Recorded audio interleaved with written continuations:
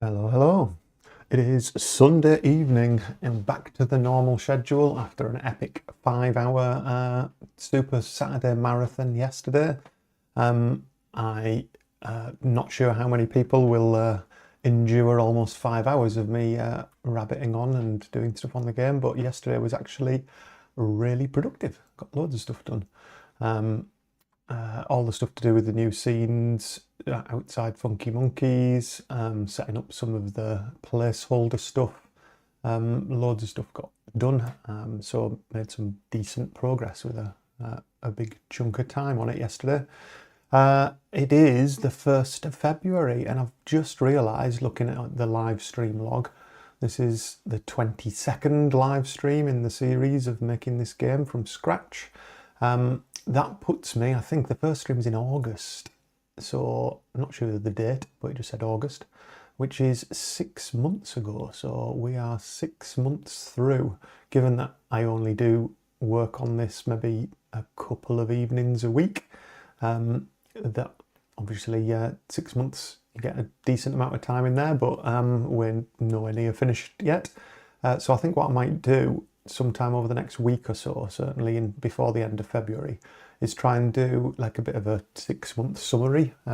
So rather than a live stream, I'll actually edit up something that is where we've got to from where we started, which might be quite nice. It'll be quite cathartic seeing all the stuff that's been done as well. So I'll try and do a little summary of that, maybe aim to fit it into a 5-minute video as a little 6 month summary, and then that might be something that I do as we go on.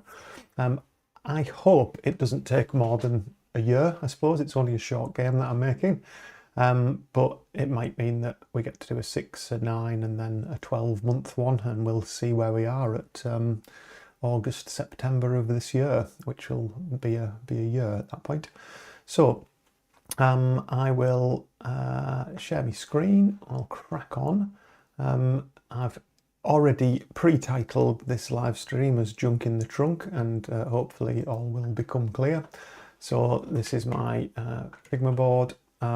This was the Super Saturday hit list. If you haven't had a chance to watch the 5-hour epic, and as I said, I doubt many people will watch all 5 hours of it, but there was actually some really useful bits and pieces in there, realizations of things that needed to be done, realization of the little stamp tool more than anything, so I could put little stamps on things. So I made these 3 placeholder scenes, as well as all this other stuff, sprites I needed to draw, some interactions to set up for the puzzles, graphics that needed changing in some of the scenes. One of the regular viewers, Kyle, popped on very briefly, and I've got, I think, a new viewer through Twitch, but this had... there was a realization during it as well that I'd kind of made another rod for... This is basically me making rods for my own back, it seems, where there's some continuity issues with 2 of the scenes that I might have to work out how I get round that pretty quickly.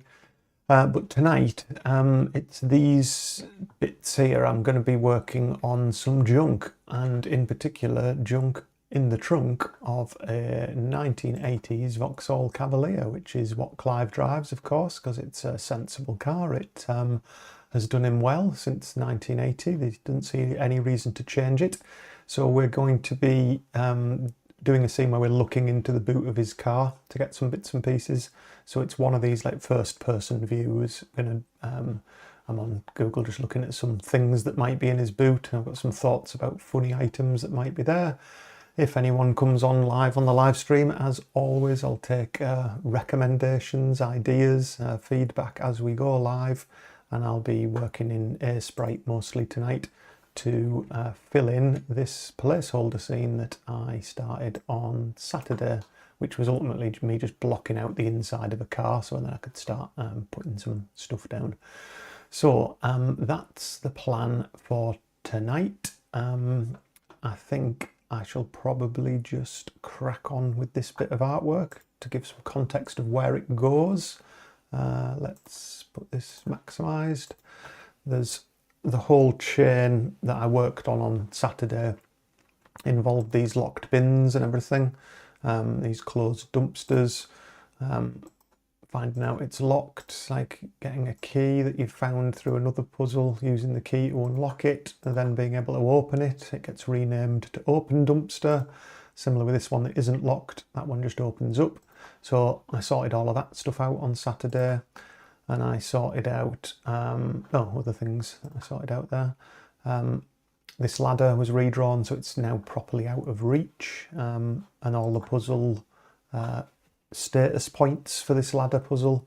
So when you first look at it, it's kind of, that's a way you could get in, and that sets a flag to say he's noticed it, but there's no way you can reach it, and there's a few different ways you can try and reach it and fail, and then eventually when you complete the puzzle you end up having to get something out of the boot here. So the boot then becomes a usable object on his Cavalier, and that's the scene that we're doing now, where we're looking into the boot from first person. There are also a first person scene for each of the dumpsters, but I doubt very much I'll get onto that this evening unless I get bored of doing the car boot. So I am going to crack on with this. I drew the line art for it just so that we had a placeholder in the scene. So it's going to be a matter of fleshing that out today. So I shall load my default palette. So this is the palette that I've been using as the starter palette for all of my scenes, just so that I've got some consistent coloration. But you'll often see on these live streams that I add extra colours to that palette. I'm cheating, basically. Right, it is 20 to 8, and I'll crack on with that. No idea what kind of carpet would be in the boot, but you can see they weren't very well finished in the 1980s, some slightly better than other. An 87 one there, at least it's carpeted. 95. Yeah, started to carpet them in the 90s. But yeah, I'm not particularly worried about what it looks like. I think it just needs to look a bit old. So I think we'll fill in some of the areas. We're going to need some texture on it so it looks carpety. And there's going to be a bit where you peel back this bit of the carpet to reveal like the car jack and the wheel and things like that that are going to be under there.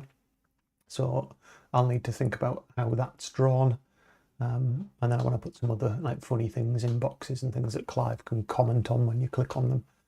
So that needs to be done as well. So let's I think these side panel bits, it's going to be weird getting the lighting right for this, I think, because it's like a strange first person view, and the lighting might be a bit weird, but we'll see. So it's going to be quite dark, quite a few shadows cast into it, because the scene that it's coming from, I suppose we should have that open as well. Monkeys. It's kind of a dark nighttime scene, and in Unity I've got some lights in it making it a bit more purple and nighttimey. Oh, while I remember the continuity issues, because these bins can be open and closed at different states. You can see them from this scene. Talked about switching the gate over to the other side to hide them, but I think that's a bit of a cop-out. Kind of want them to be there to encourage people down. So I might just have to do some logic for this scene to check which one you've opened, which one you haven't. And I need the ladder in there as well so that you can actually see the ladder. The way the game will work is actually, once you've got the ladder down, I thought about this after the stream because it was another thing I was worried about, the logic of the ladder from this view.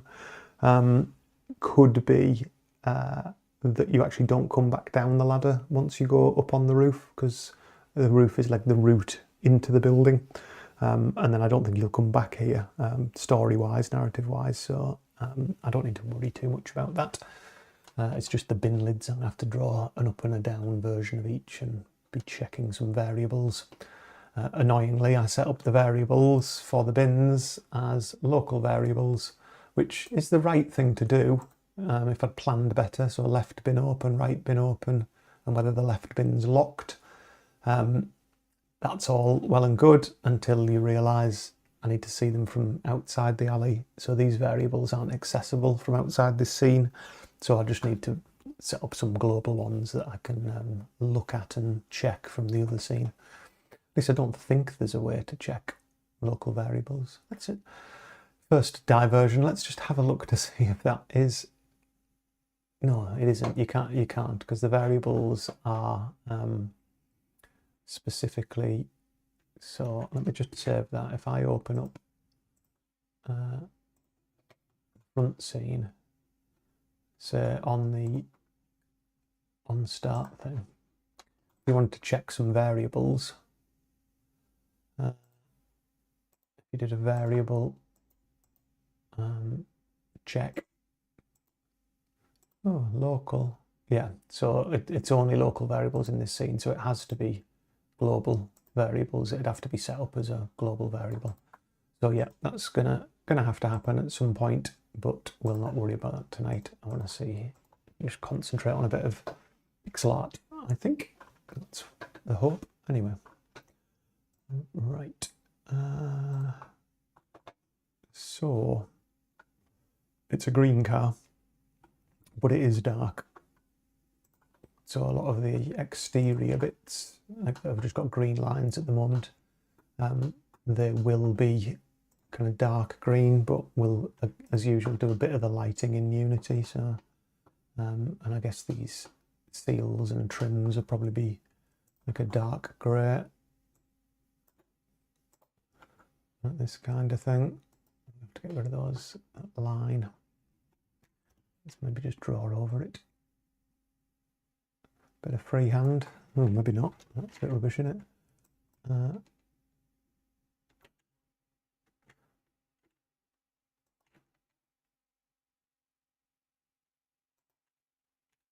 Just holding shift there in Airsprite to oops, middle mouse button moving about, but not while you're holding shift. It draws a big ugly line everywhere.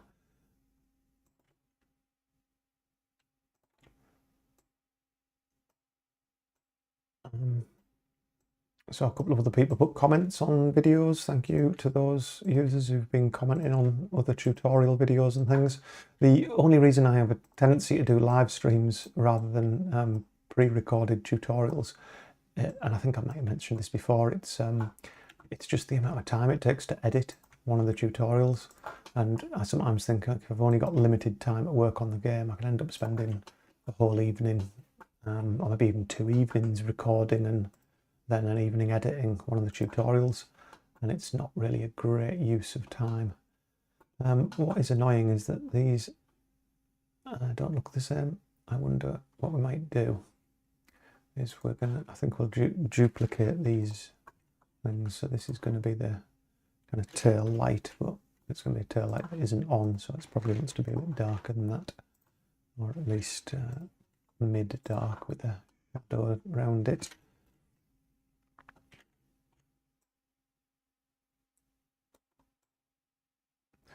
There's quite a few like bits of the Airsprite toolset that I don't use that often. I know there's a lot of outlining tools and things like that that might be more efficient ways of doing some of this.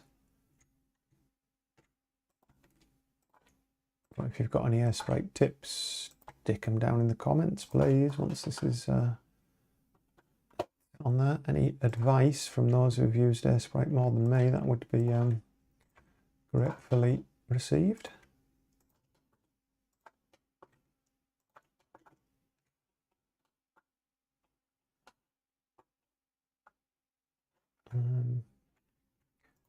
Yeah, this green, we're going to end up having to darken this scene down quite a bit, I think. So I'm not going to worry too much about it all seeming a little bit bright. I think that'll get sorted later when we get it into Unity. But what I am going to do is I'm going to mirror this half of the car to the other half. So I only need to draw one side of this.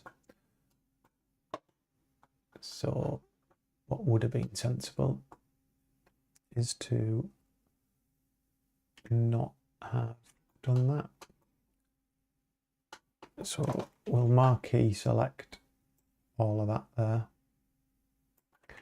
and copy it. we're going to create a new layer and we're going to paste it on that new layer. So it's just that now. And then, because I should have done this before really, the what's the wand tool? Is it Q? Magic wand. W for wand. Just get rid of all of those pixels there.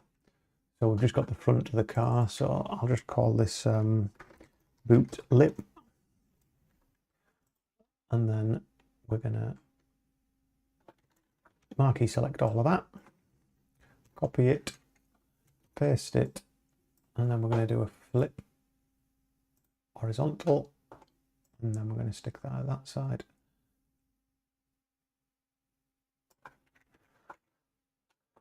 And then just finish up that bit. In fact, we can just do copy paste, slide it across. There we go. So we've got a symmetrical lip at the back of the car, hiding his number plate obviously, because we don't want people sending him death threats. So this dark green, I probably should have done this beforehand actually. I definitely should have done this beforehand. The shadow stuff, I don't think it really matters too much, but I'll do the shadows last actually. I'm just going to use the shadow so it's not symmetrical, you know what I mean? So there's a darker shadow there as if the light's coming from a slightly different side, because I'm going to need to choose a light side for doing the like the shadows in the car, I guess. So similar with these hinges here, so we'll create a new layer above all of that. Boot lid. Again, I think it's going to be a bit darker because this is going to be like away from the light. Oops.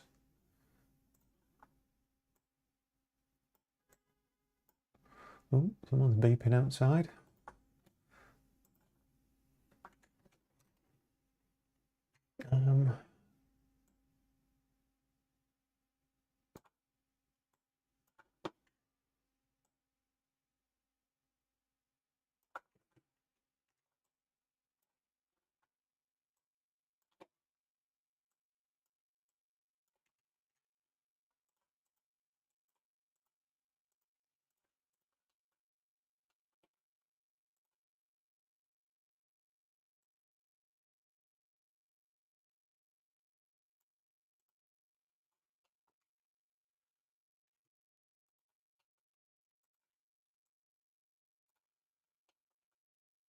Oh, this is like the underside of his boot.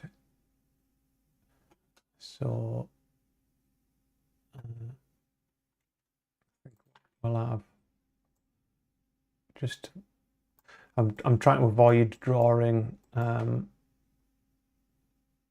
any of the background of the car park and stuff. So I just want, oops, I just want to fill in these areas. Just hide that a second.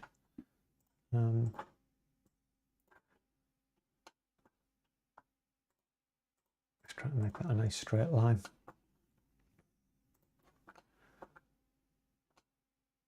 And we're going to do a similar thing, I think, where we flip this.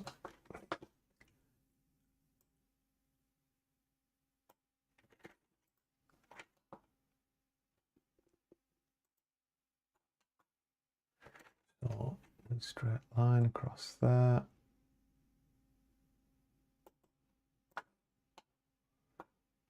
Oh, that's weird. I thought I was right. I thought I was in the middle of the canvas there.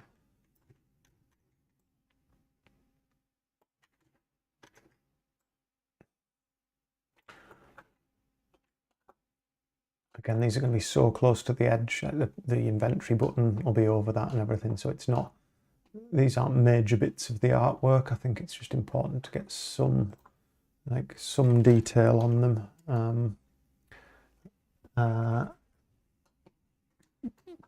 Just because I think it'll look nicer with a bit of extra detail on it. I keep kind of hand drawing the shadows and then thinking to myself, no, don't do that. Do the shadows at the end.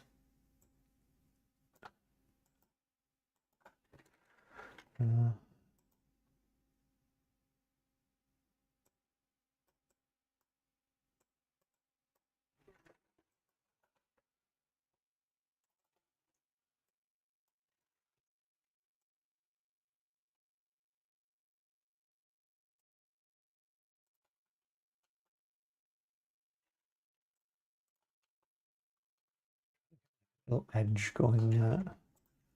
What I was trying to achieve there was kind of the bit where your hinges bolt on.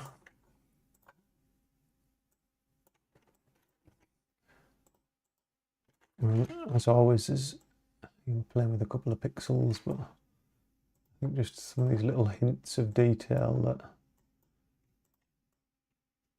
people hopefully recognise what they are, certainly in an older car.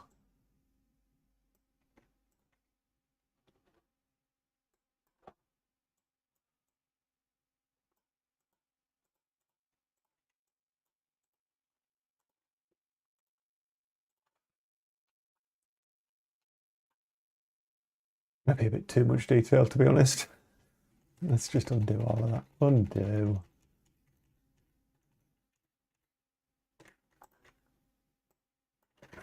Just keep it simple for now. So, same again. Marquee, select that, copy it, paste. Move it so I can check. Flip it over. Move it to the other corner. There we go.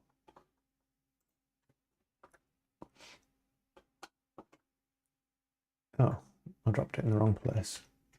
Ooh. Oh, God. Let's try that again, eh?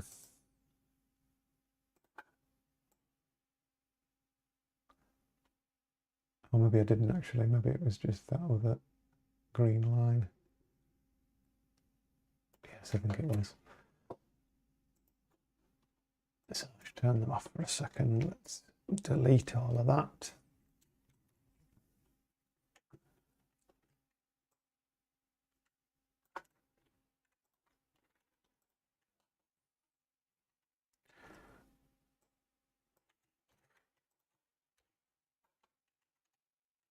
Look at what was going on there. I forgot I'd made it a grey background when I first drew it.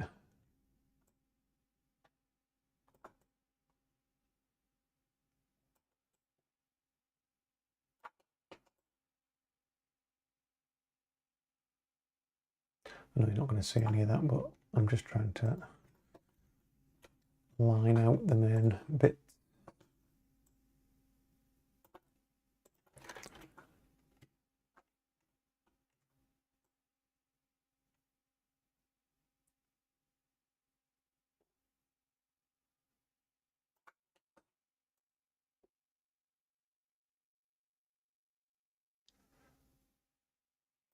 And there is like a replace colour thing as well that you can do with these, but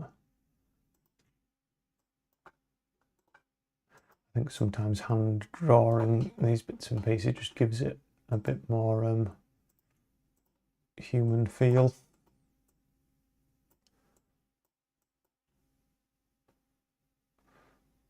I do sometimes wonder as well, it would have been really cool to see the the software that was kind of used back for Monkey Island and things like that. Like what bits of software were they using to draw those things? Certainly Monkey Island 2 I know was all hand painted and then scanned in, but like the earlier pixel art ones that were true hand drawn pixel art, I wonder what bits of software they were using. Whether it was something proprietary to LucasArts. Sorry, not LucasArts. Whatever they're called. Completely forgotten. But yeah, even things like Atlantis and all the indie stuff that was. It was LucasArts, wasn't it? Who published it? Because they had a lot of.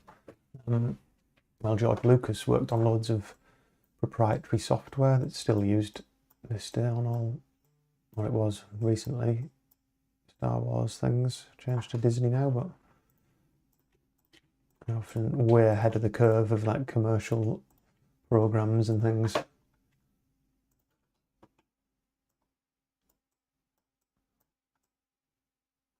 If you've got that book, I know people have mentioned it before, it's up on my bookcase somewhere, you can't quite see it I don't think, the point and click, the art of point and click. There's some really good stories and stuff in there about back in the day and the people involved and what was going on. Right, let's copy that out of there, onto a new layer, base carpet, paste it in. So we've just got this carpet on a separate layer because we're going to kind of do a peel back at some point, and I might want to apply like a texture to this carpet, so just getting that sorted.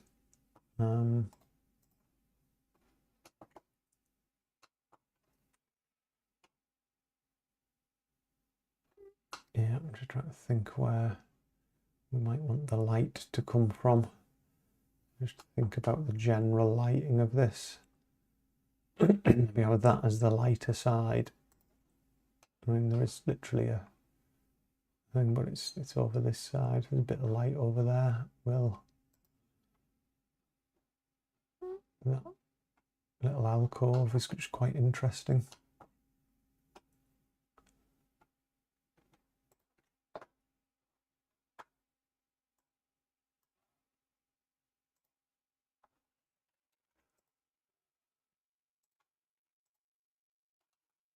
I think it's going to have to be kind of dark grey like that, and then some of these top bits might be picked out slightly differently. It's because they're all like weird curves under there, aren't they? Like, but like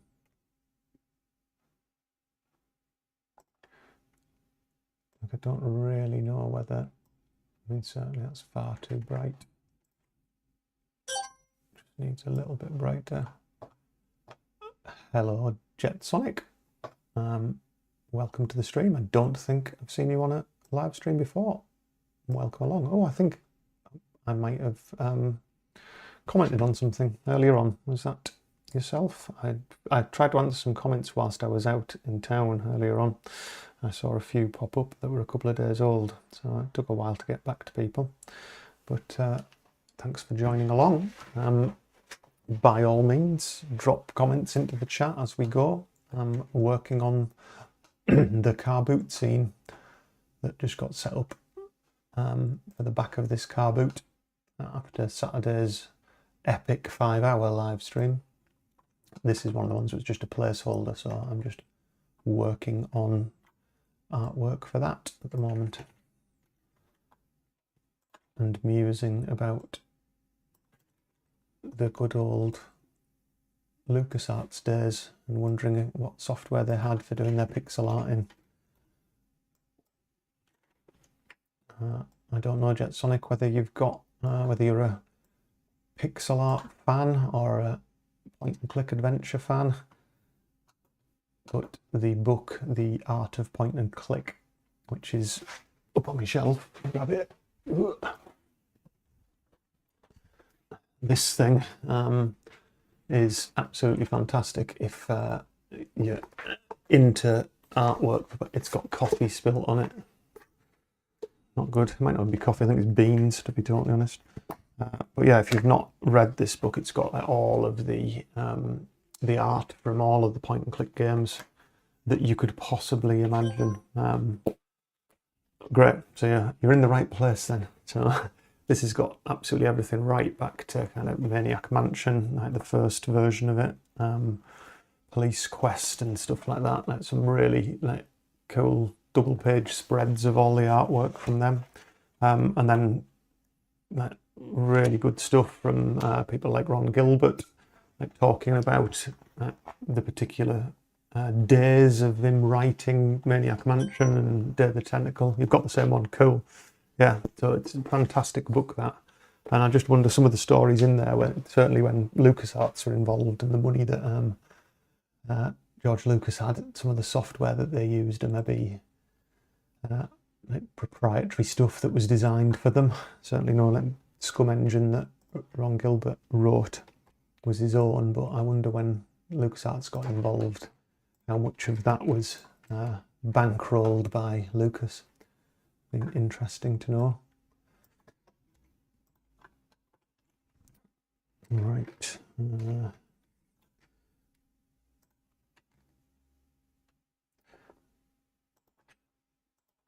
So are you, JetSonic, are you making your own point-and-click adventure? Are you a player rather than a creator, or what is it that you enjoy most? I mean, you don't have to answer, by the way. I show a tendency to chat to people when I'm in the chat, because when they're there, they've made the effort to come along. I just think it's nice.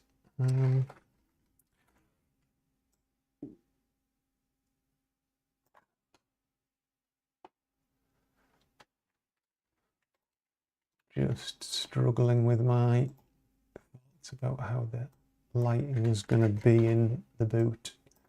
There's loads of different curves and things that will inevitably mean slightly different shades of stuff.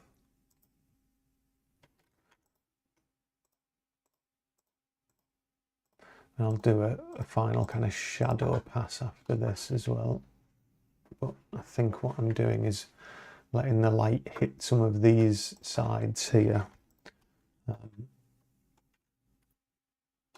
And just picking out some bits that might give the boot some shape.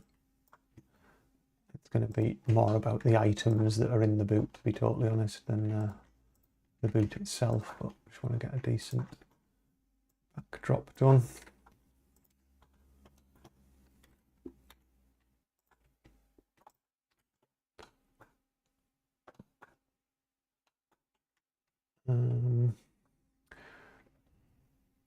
Yeah, struggling to decide more than anything whether this is really dark at this side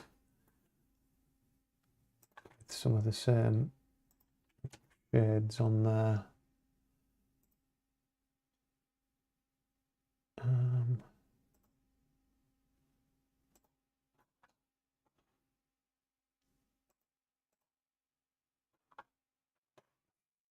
I got really confused there because right at the start I took this boot lip and put it on a separate layer, and I've just gone, hey, how come I can still see it? So I'm just going to extend these down so I'm not worrying so much about what colours are getting filled in where.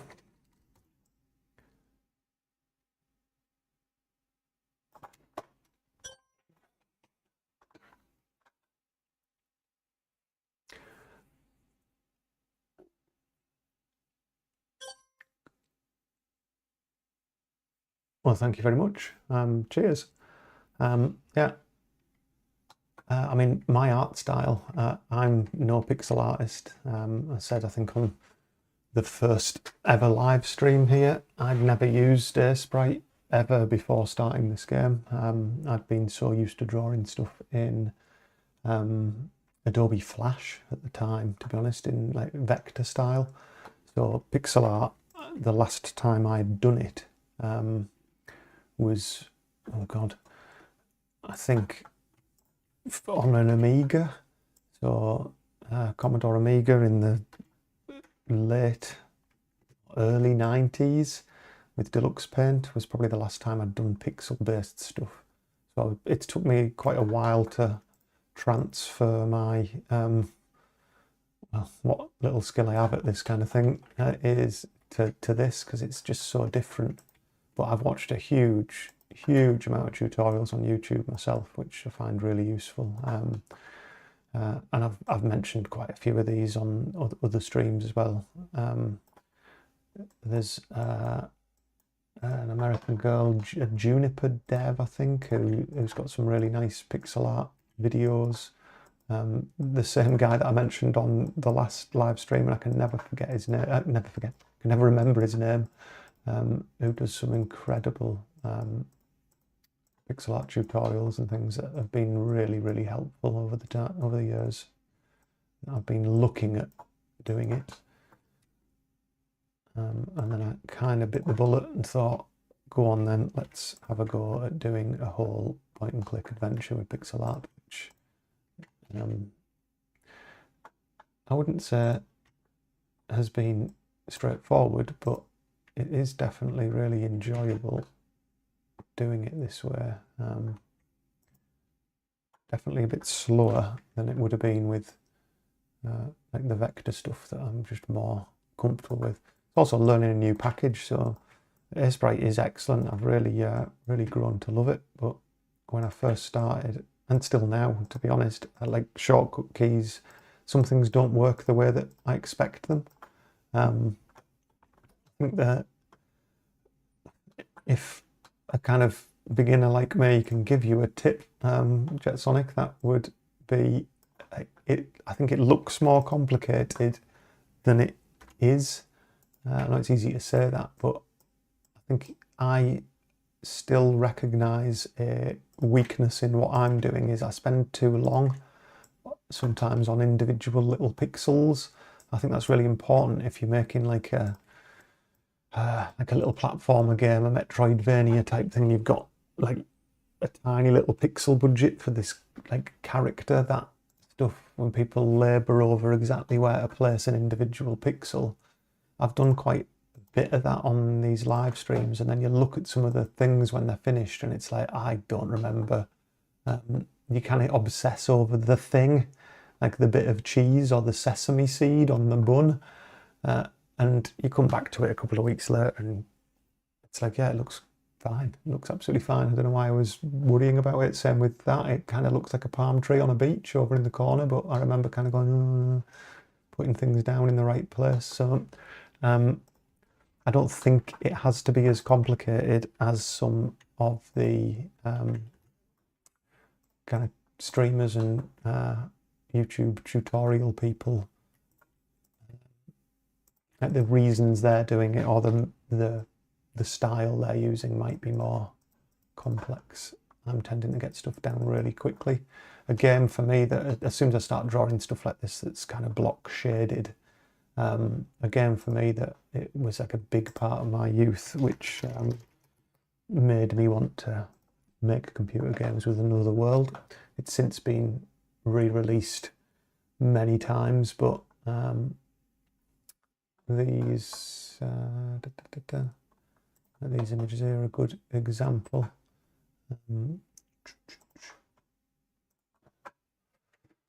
Like this stuff, when I saw it as a kid, I was just absolutely blown away. I think these are from the remaster, because some of that looks much nicer than it did. These clouds weren't there and things like this. So yeah, this is one of the remasters, but this kind of blocked out rotoscope stuff.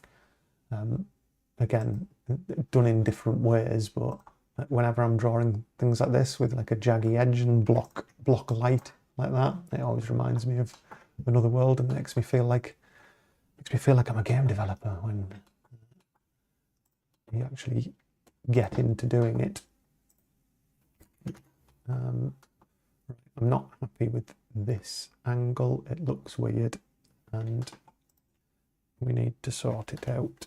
So what I'm trying to do, or what I was taught when I went to college, is you think about all the surfaces, like the light hitting them and which one the light would hit, and then therefore how dark it would be. So things that are tucked away in that little alcove would be dark.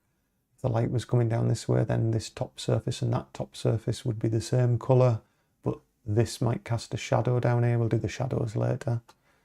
So this is too bright. If this is a surface that's getting hit that way, then that should be probably a similar colour to it, which is what I've done, but this side of the car is going to be darker. I'm going to have some light coming across this way just to make it more interesting. So we need to select a colour which is somewhere between that and that, in my mind, for this kind of wheel arch, and that is neither of those things. and that is far too dark. So I don't want it to be as dark as that.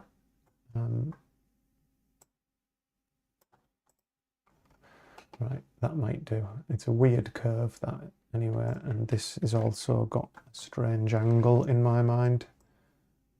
I'm just going to tidy that up so it just feels a bit more blocked out. I do 3D in Blender, right? Yeah, vector art is what I'm definitely more comfortable with as well. But Blender's an awesome bit of software. I've never learned it. I did 3D graphics at university years and years ago, but we were using, well, at the time, I'm old, so it was 20 odd years ago that I was at university, and we had the only option we really had at the time was a program called Softimage, or Soft Image, but it was French, so it was pronounced Softimage.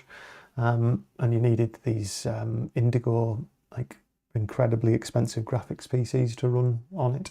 It was round about the time the very first Toy Story film came out, and I went to university with lots of other people who wanted to be 3D animators, and things like Blender are just far more powerful than the things that cost tens of thousands of pounds then. So yeah, I kind of wish Blender was around in my day when I first learned, because it looks fantastic.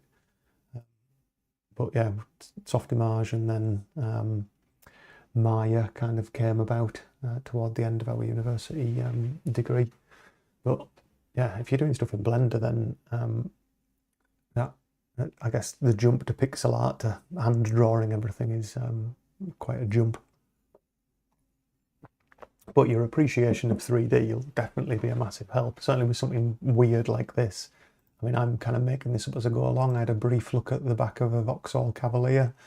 I didn't want it to be so nice and uniform, but yeah, there's wheel arches, there's little trims, there's bits that face upwards and sideways, so many different types. But so it's kind of like a combination of all of these things. I think I took a screen grab in my big Jamboard somewhere, that was it there, where it's kind of like offset wheel arches and a little thing, really low res picture, but that just gave me a sense of what I wanted to do. Oh yeah, there's like the lock bit as well. Looked back at the source. Yeah, let's put that in, because I think that's helpful in selling it. Oh, I just pressed. That's exactly what I just said about shortcut keys. Shift and N I was meant to press. I pressed Shift and B. I don't know what that's done. I haven't got a clue. Hopefully not something bad. So new layer in there. Call that lock. Let's get something a bit darker.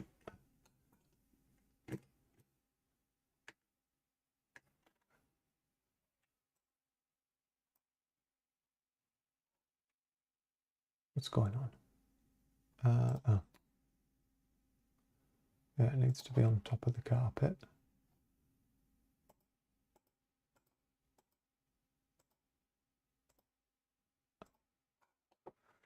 I'm very confused here. That's because I drew over this first carpet bit. Let's just clean all that up so I'm not getting confused about what is going on.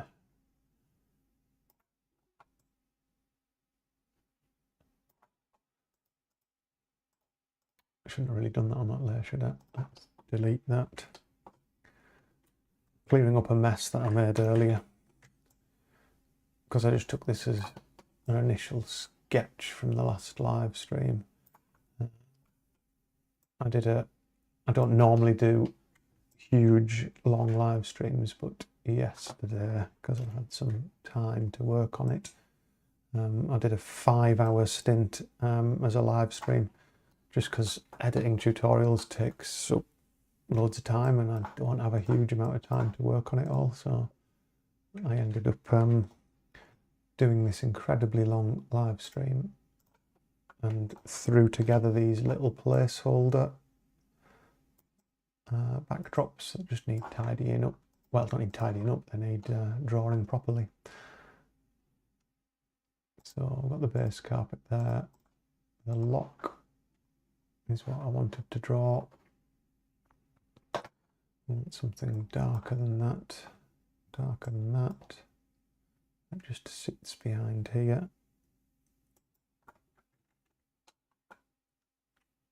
I keep holding control to scroll in and out, and it's again like just so used to Adobe products. To scroll in and out you'll hold control, whereas on this if you hold control it changes your brush size.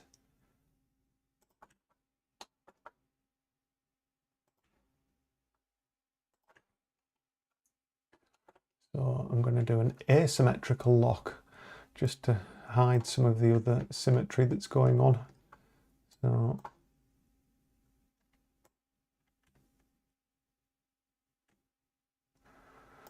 and with stuff like this, I'm literally making it up as I go along. So just putting in little details which start to feel like it might be how a lock would look in 10 pixels.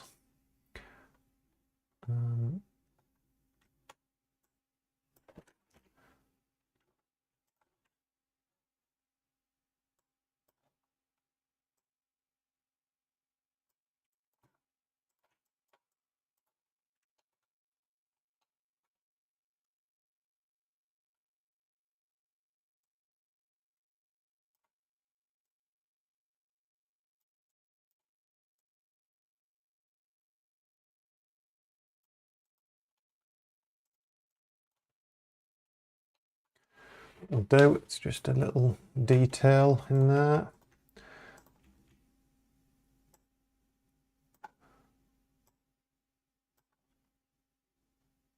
And some of this, as always, will get obscured once it gets pulled into Unity, because I then, if you've watched any of the live streams, I end up putting these lights in Unity.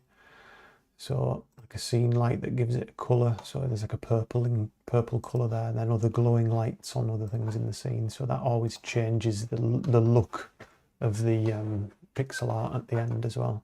And I'll do like some shadow layers on here as well that'll give us some interesting shadows coming down into it once we're done with that. Coming back to what I said about this bit looks too bright to me, but I think I might just leave it as it is for now. I'm tempted to just finish this. So lock the lock layer. We're on that layer there. Every time I come back to this bit here looks like it's in shadow, which isn't a bad thing, but I think it might be more readable if this just joined up to the other one. So I'm going to do that. Fill that in, fill that in.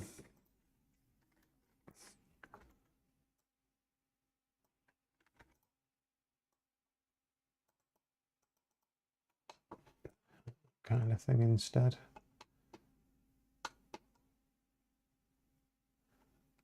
And I think there's going to be a shadow over all of that, so I might have to work on the shadows earlier than I want to here, just so that it feels right.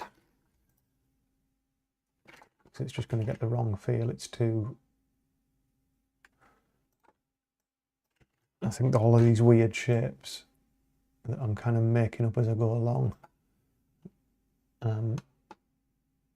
it's going to be difficult to read them when it gets the shadows on it as well.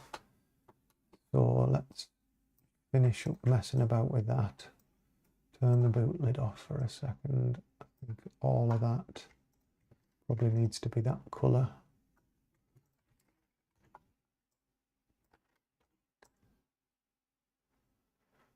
It's also a bit different doing this type of scene as well. I appreciate one of my concerns is, I don't know if other people who do creative stuff feel the same. I don't feel like I have a, I don't know, an art style. You mentioned it there, that you like the art style I've got, but I guess it's just I draw it and the art style comes out. It's not something I knowingly do.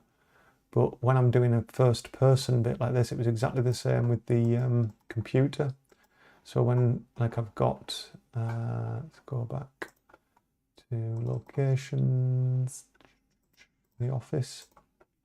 So the office artwork, I was really proud of this. It took a while to come together, but then I'm really happy with the look of it. But then when I knew I had to do a close-up of this, I was really worried about, like, I mean, a close-up of what? It's like, how much detail can you put in that? So I ended up doing, like, I think I did 2 versions of it. Close-up PC screen. I couldn't work out on the other live stream what I'd done. But I mean, I somehow managed to get it in the same style. But see these big pixels? I think I was just using a bigger pixel brush so that it didn't feel so detailed. Like you can see here, the jaggies are really big on purpose rather than being much smaller individual pixels. I was doing like double or quadruple pixels. So it kind of felt like you'd moved in closer. And with this car boot, I'm not totally sure whether that's going to come across or not. Like, should I be drawing all of these lines with a much bigger brush to make sure that it still feels right? But there's going to be kind of a lot of detail, and I feel like I need the resolution, really, to make it work this bit. Right, so I've definitely got a light side and a dark side. That is apparent. I think the last thing I want to do is bring that across to there, fill that in. Yeah, right, I'm kind of happier with that. We'll work out whether I'll stay happy with it or whether I'll suddenly now decide that all of that should be that colour. There should be the light colour. No, that is the light colour. It's going to be a problem. There should be that colour. That one should be darker. That is that colour. Kind of like an optical illusion. It feels like that there.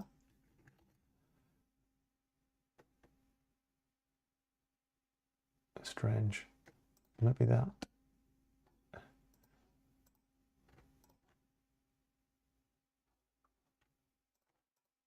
Needs to be a touch darker. This is exactly what I've just said there, the way overcomplicating it. I really don't need to worry too much about that.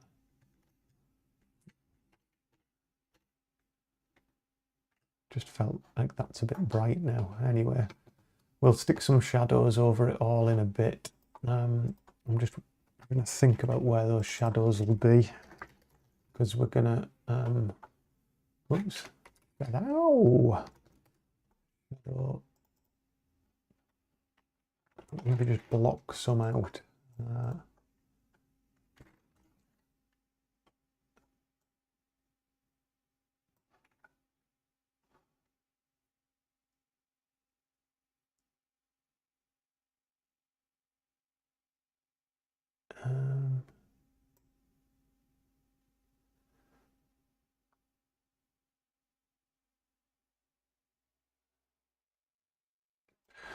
Realising I'm going to have to do something else here as well.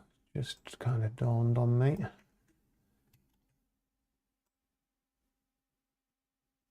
As the things often do whilst I'm on a live stream, that suddenly realise something's going to be a pain.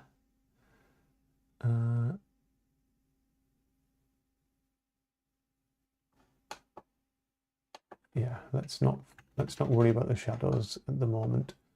I realise that the boot lid bit just needs to, these bits don't want to be on the boot lid.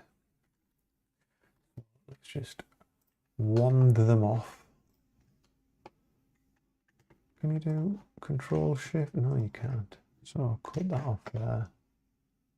Go to bottom layer, paste it on. Boot lid, select, cut it off there. Go to the base layer, paste it on. So the base carpet, this is not really the colour that I want. I mean, a lot of the ones that I looked at on Google are like a horrible 1980s brown.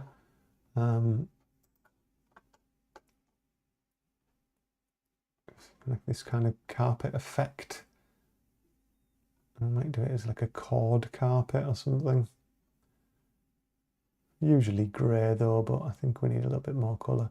I love the idea of this, like the I remember my parents had these steering wheel locks. You don't really see them that often these days, and everyone would just keep it in the boot and never use it. So I like that. That'll be a joke.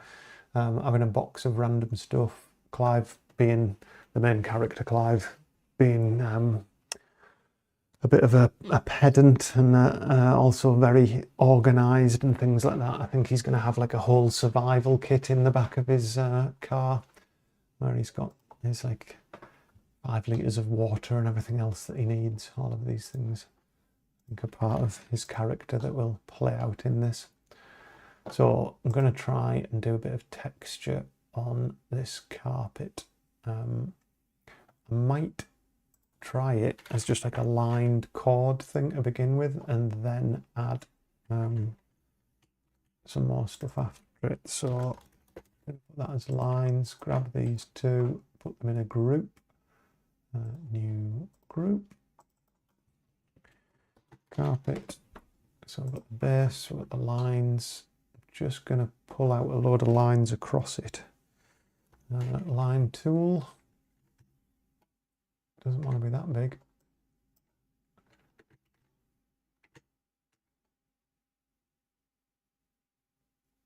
We want to select the base carpet, so then we can just be really quick with these, just pulling them out. And because we've got it marquee selected, the lines will stay inside. I'm going to fade these right back. It's just so I can see that I'm not being too worried about the same distance between them or anything.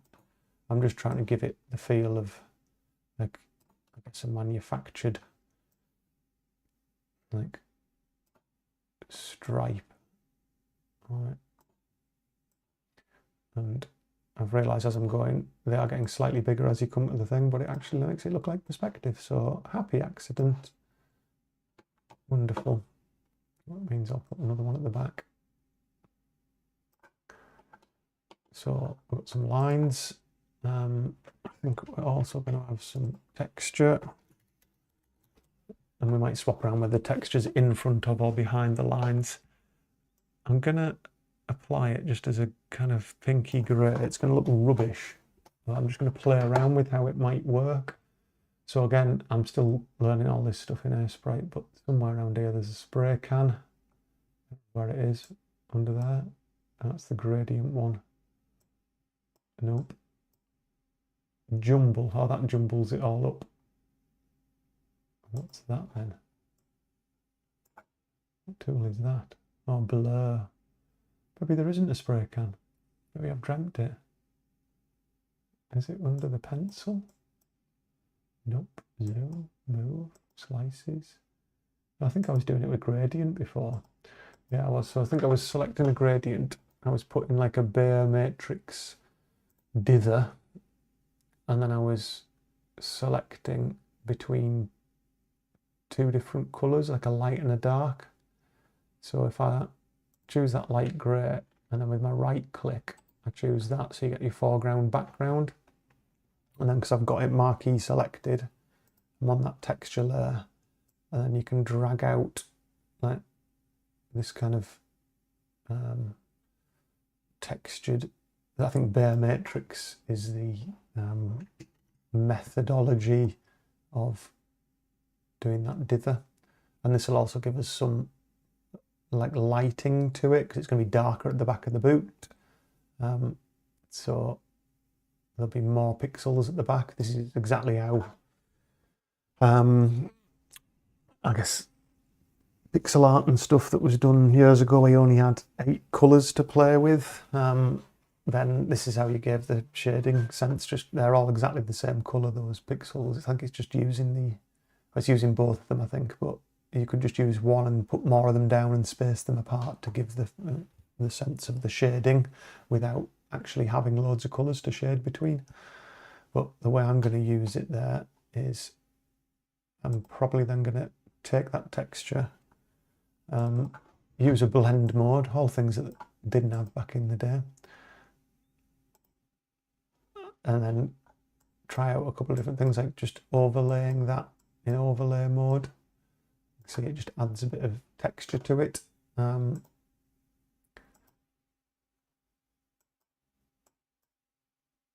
just kind of decide if there's any of these that look good as a way of providing just a bit of texture to the carpet.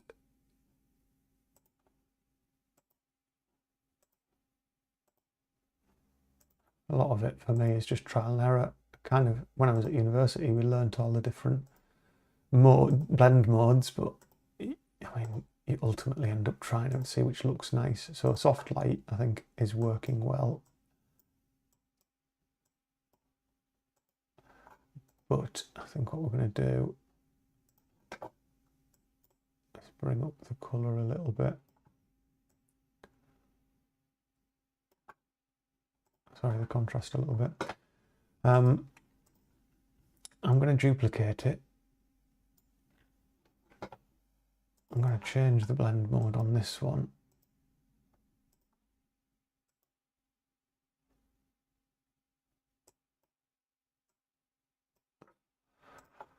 I just want to try something out with the jumble brush. Jumble. So, no, you can't really see that, can you? What I never want is this effect where it starts to look not like pixel art. I might not be coming across on the stream that, but anything that looks too smooth, I kind of don't want that to ever be there. So this now looks like a bit of Photoshop work because that's smoothing it. I wouldn't have expected it to do that, actually. I thought the jumble tool literally just jumbled the pixels up. But it seems to be blurring them as well. Why is that? I'm not quite sure why it's doing that. So jumble. Let's just delete that layer a second.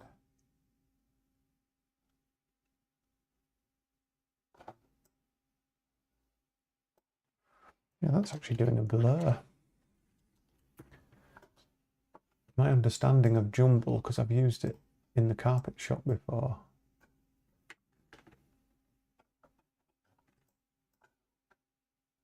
because that's introducing other colours, that's actually like blurring it. I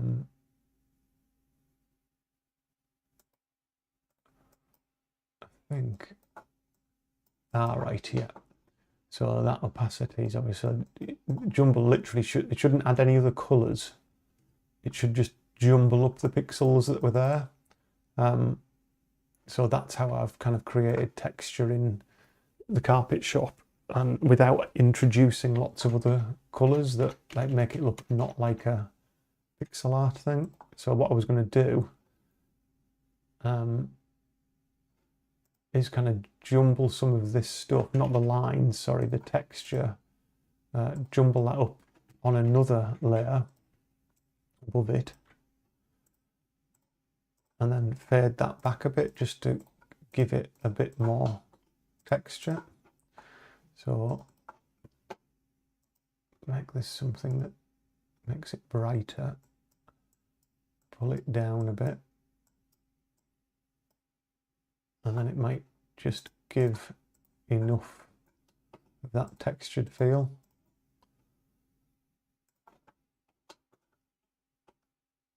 Like from the distance you might look at it. I just have to decide whether it starts to look too detailed and we lose the pixel art feel of it. I think we maybe do in this case. We tried it. Maybe that's all we need like that. It's just a shame there isn't any dots at the back. Right, let's carry on then. So this base is the carpet, all of that. can be folded into carpet.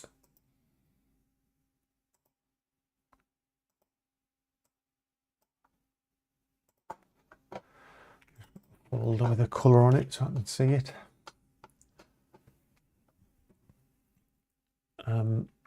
What we're going to do is have a corner of this carpet that's folded over. So round about here, we're going to fold this back just a little bit with, I guess, a colour that needs to be slightly lighter.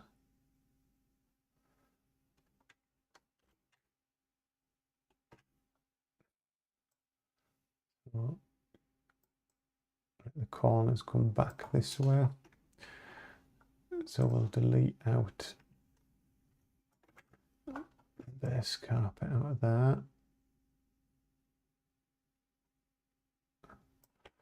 And the lines.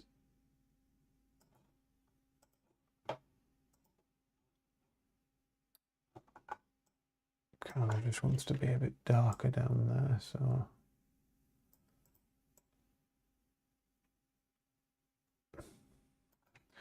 And this is like you're kind of looking at the, oops, on this corner. You're kind of looking at the back of the carpet here, peeled back. So then it will need a shadow underneath it.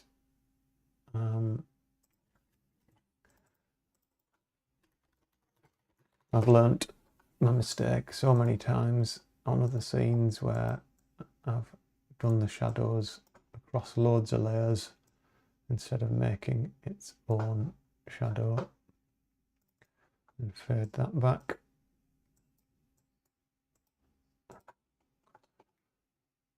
And I think this is just going to end up having some kind of little texture going on it as well. Can't even see that.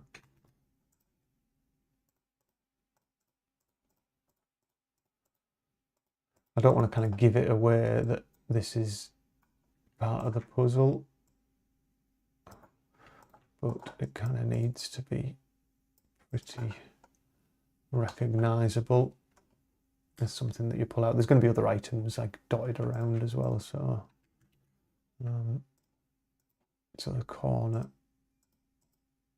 is there, and the corner shadow is there.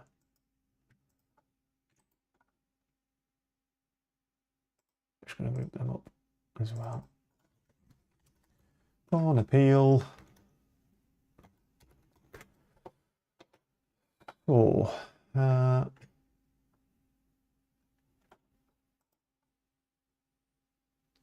always think you can't edit the layers, can you?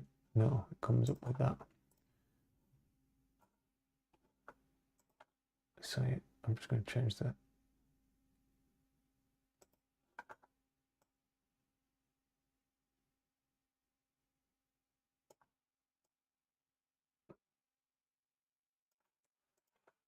That's fine.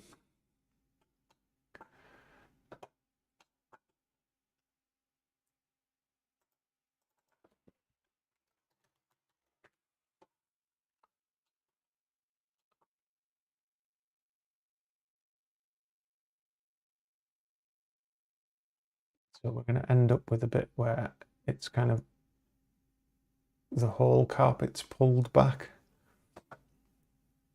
And I probably need to draw that because that gives me a sense of how much other space we have to put stuff. So let's do that. So that's the small corner peel.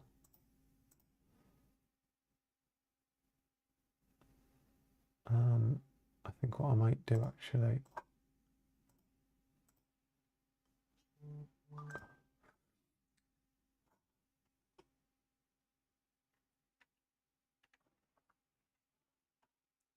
that little bit of darkness needs to be part of the corner. So I'm just going to copy that out of there, paste it onto the corner sprite, turn off the whole thing, and then just fill this in with the brown.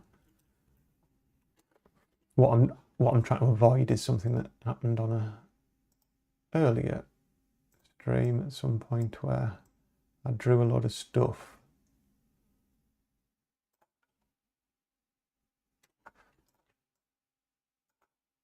I can't work out what's happening. I'm drawing on the wrong layer. So I keep stopping talking halfway through.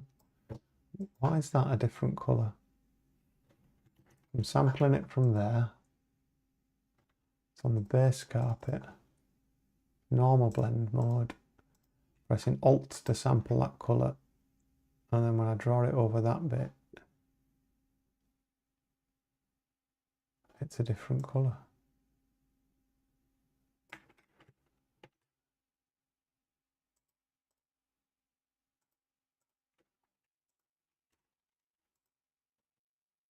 I am utterly confused.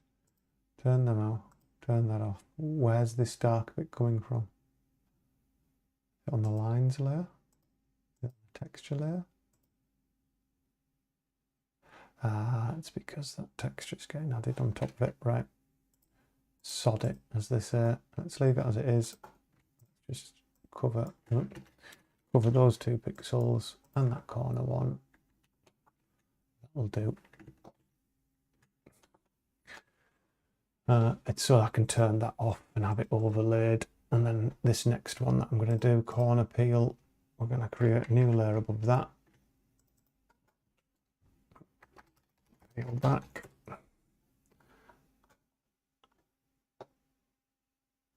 I think, not quite sure how I'm going to draw this, but let's get a colour that is similar to that to start.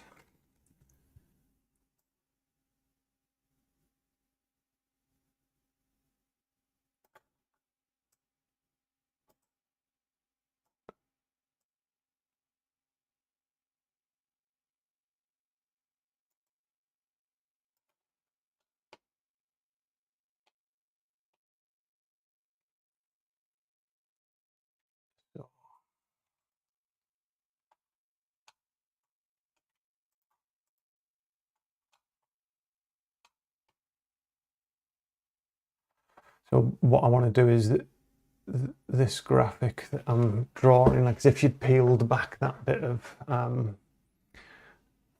corner. This bit's obviously cut out, so we need to kind of cut out a bit there that would have been that corner where this is tucked in. This bit was dog-eared, so we're just going to cut that bit off there.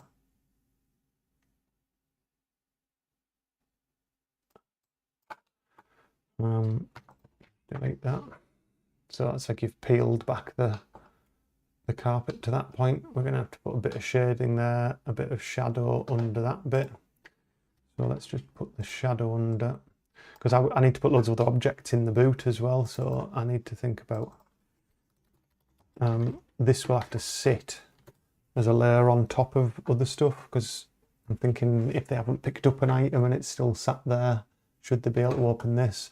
I'm always trying to think about 5 moves ahead, because the amount of times I've made silly decisions at this stage and then not thought about some other issue. No, it wouldn't be like that, would it? If the light was coming this way, we're going to get a shadow, and of course this bit's all going to be in shadow as well. I think we just keep it simple and just do something like that. That isn't too big, isn't too prominent. Fill that in. Pair it right the way back. We just do soft light. And you see too many of the little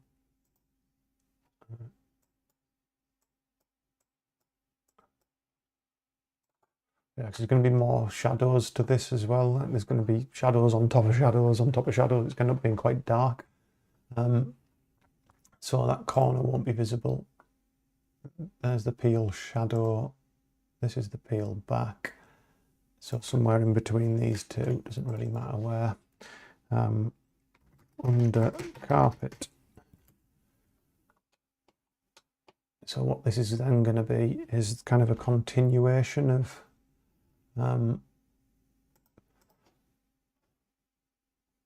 so the texture, I need to put all these in a separate layer. So group, new group, carpet, full. Start giving these some colours.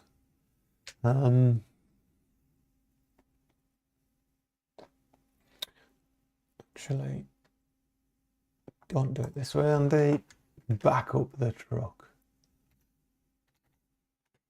Leave them as they are.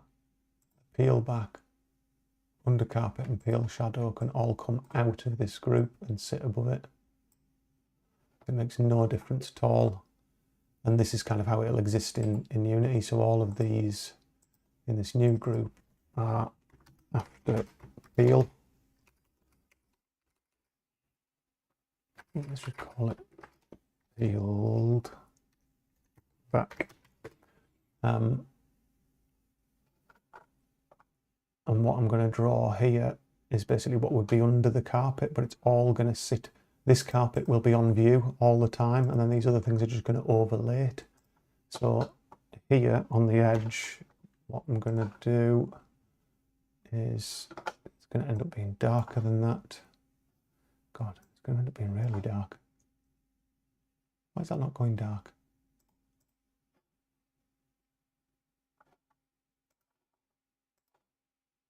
There we go.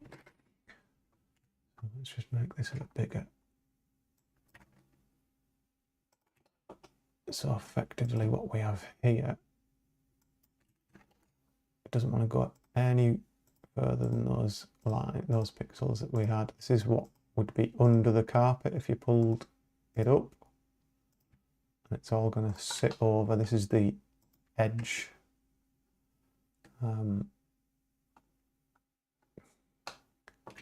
I've done it again, tried to move my camera whilst I'm holding shift.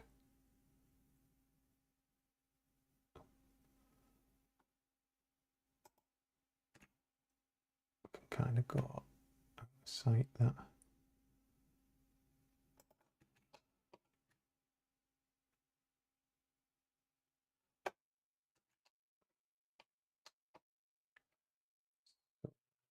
Something dark.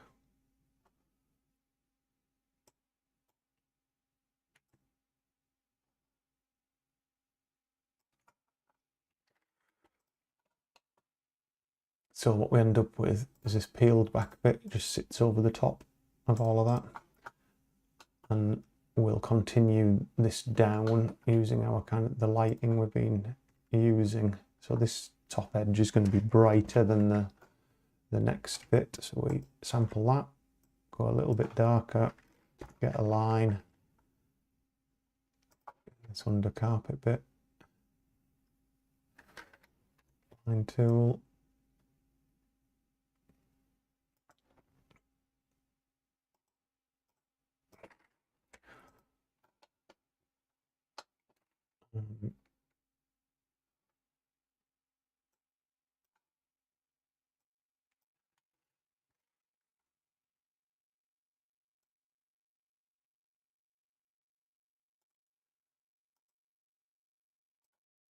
Just to kind of mimic that thing coming down. So this is where you'd see the spare wheel and the car jack.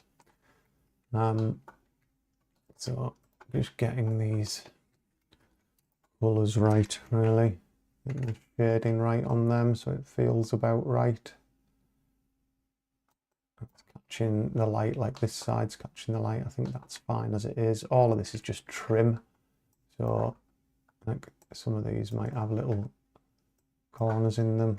Might be better without.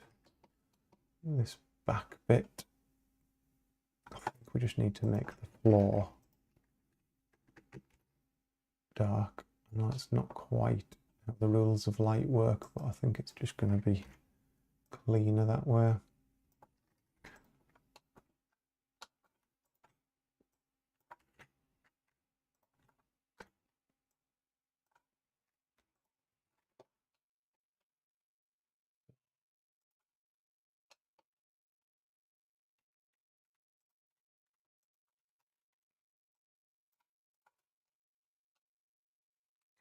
Okay, so that's like the compartment under the carpet, if you like, when you pull back the carpet.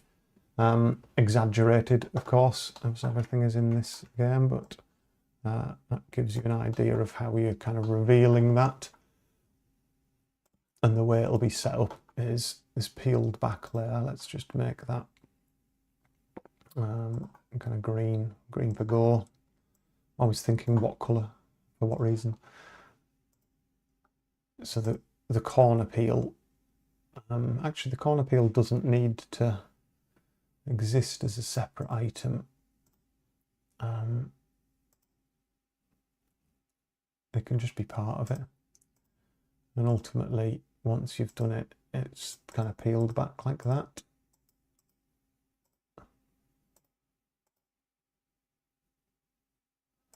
The corner peel causes a problem because it shows it there, so let's just make our life easy.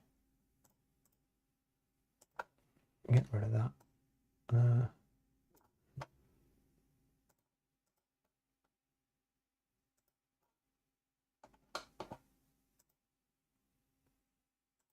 Yeah, that looks convincing enough for me, I think.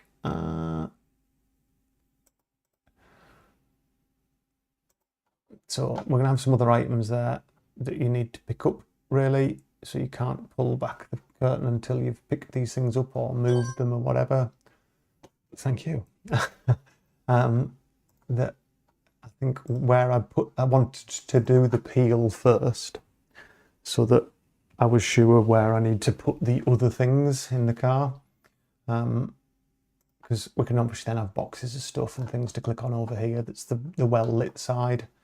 I think we probably will have something this side, but the natural thing is you'll want to pick it up first before you notice that.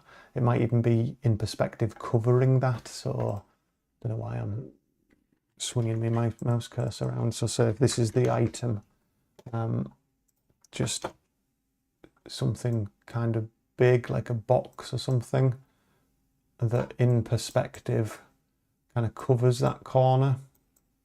There you go, some awesome pixel art. So you wouldn't really notice that's a corner until you've picked this thing up or moved this thing or whatever. Then that becomes available as an item. And then only when that thing's out of the way can the peeled back thing be done to reveal the other stuff. So what we need to put on this peeled back layer, we've got the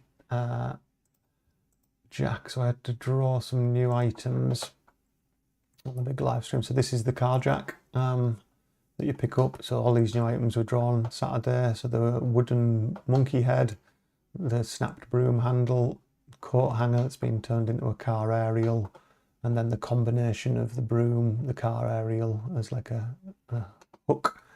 This is the car jack, which if you haven't seen the other live streams, there is a animation where Clive climbs onto the car jack. So there's a few frames here where he puts his hand on it, steps up, and then starts pumping himself up. A ridiculous puzzle solution that involves a car jack, a coat hanger, a snap broom handle, because he pumps himself up to a certain height. He still can't reach the ladder, so you've got to make this item to hook it off. So all of this stuff happens over these scenes. But that's the car jack that he's using there, and you can see the size of it. It's like a big car jack, so that needs to fit into the car boot here. So what I'm going to do is, just while I'm drawing it, my items, it's that I kind of want as reference. So I think another thing you can do on here is you can drag that one, drop it up there, and then yeah, so you can kind of have like reference a different image there. So I can just be having a look at that whilst I'm drawing this car jack in there, which is another useful sprite tip that I've learned recently.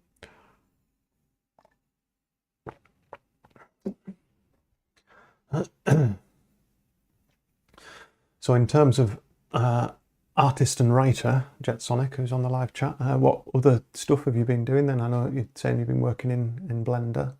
you're a fan of point and click adventure games, but is it that you're wanting to make a game at some point then? I know you said you're not making one yet, but are these skills going to come together into that? Is that something that you're fancying? It's the time commitment, I guess, is one of the key things which I've pulled no punches about on this live stream. It is a lot of time, and that's one of the struggles of doing it in your part-time thing. Right, so we're going to create a new layer because our car jack is going to be an object that can be picked up. So it needs to be on a separate layer because we're going to have to push it out as a separate sprite. And I think we'll pack it down as it would be kind of in a car. Let's do something like this.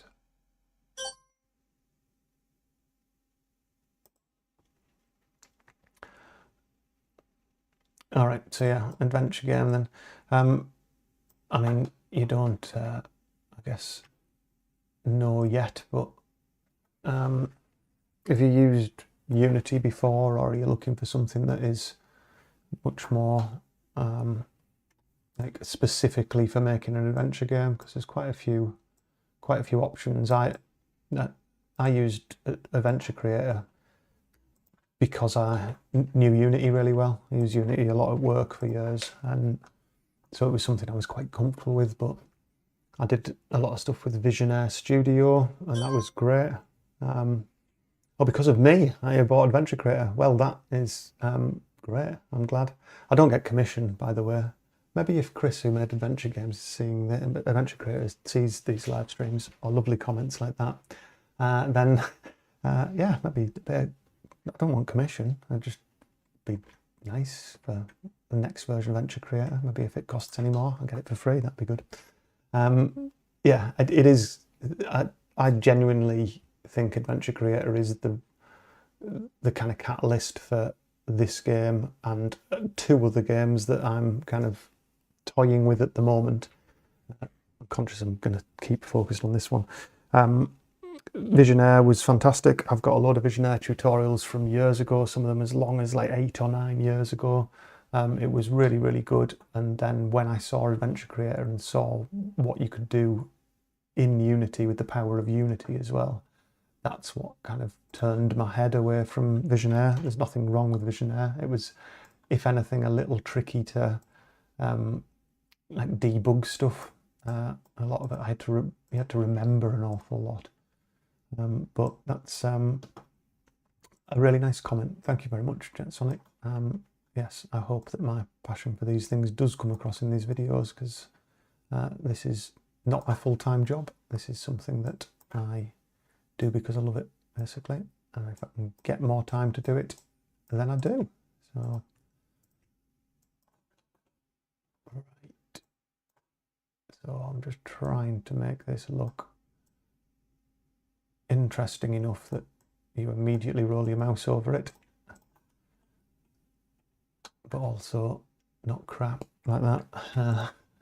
Let's try and just give some 3D feel to the top of that.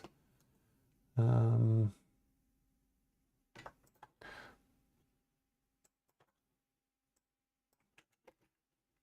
think some of this will have to be fixed with shadows and things. As I mentioned, I'm going to do a little lighting pass after this.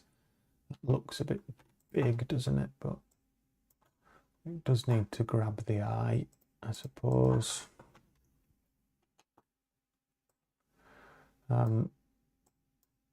Yeah, all I would say with Adventure Creator is the forum is fantastic. I've mentioned it on other live streams. I sometimes revert to that to answer people's questions, because doing this part-time, I don't remember a lot of the time how I managed to achieve something. I have to go and look again. But you'll see all of my comments on there. The name's the same, Andy Liddell, and Chris, the guy who makes Adventure Creator, because I think, as far as I'm aware, total solo dev. He doesn't have a team of people making it. It is just him. But he's always excellent at kind of answering those questions when you're like, what the hell is going on here? I cannot get this thing to work, or I've misunderstood how it works. He's excellent at kind of helping out with that. So if you are stuck, yeah, it's only because you're going and learning more Adventure Creator, then get on the forums, make a free account, ask a question. It usually gets answered within 12 hours or something like that. I've done that now. I'm thinking actually maybe it would have been nice if it was kind of hidden partially under the carpet. Could just move it, couldn't I? Peekaboo. Yes, that's nicer. Yeah, it doesn't need to be totally on shore. Kind of in a way, it'd be nice. All I've got to be wary is if I need to chop this item out as a separate item that will sit above the other one. Oh, good, you're on the forum as well. Yeah, it's excellent for answers. I wouldn't be able to do this without the answers I get from there. So many things I need to double check. I think I've got one on the moment actually. What did I ask the other day? Oh, I asked it because somebody asked me a question on one of my videos, and I was like, don't know, not done that. So I asked, so on behalf of somebody else, I think the question was about dialogue options. Yes, it was. It was about, so when you've got 3 options to choose from when you're in a conversation, can you have the ones that you've used change colour? So thank you to whoever it was who asked that question. I can't remember the name. I could have a quick look on my phone. Although the YouTube Studio app is rubbish at showing you comments. Is it on this one? Show responded comments. Yes, it was someone called at Dear Frill. So if you are watching this back at Dear Frill, I have your comment on my phone. Yes, about changing dialogue things. Have a quick look on the forums, because I'm sure there's a setting for it, and I think by default they might go slightly faded out after you've done it, but there's probably a way to override that or kind of jump into that particular line of code and then provide a better set of colours. Hello, Kyle.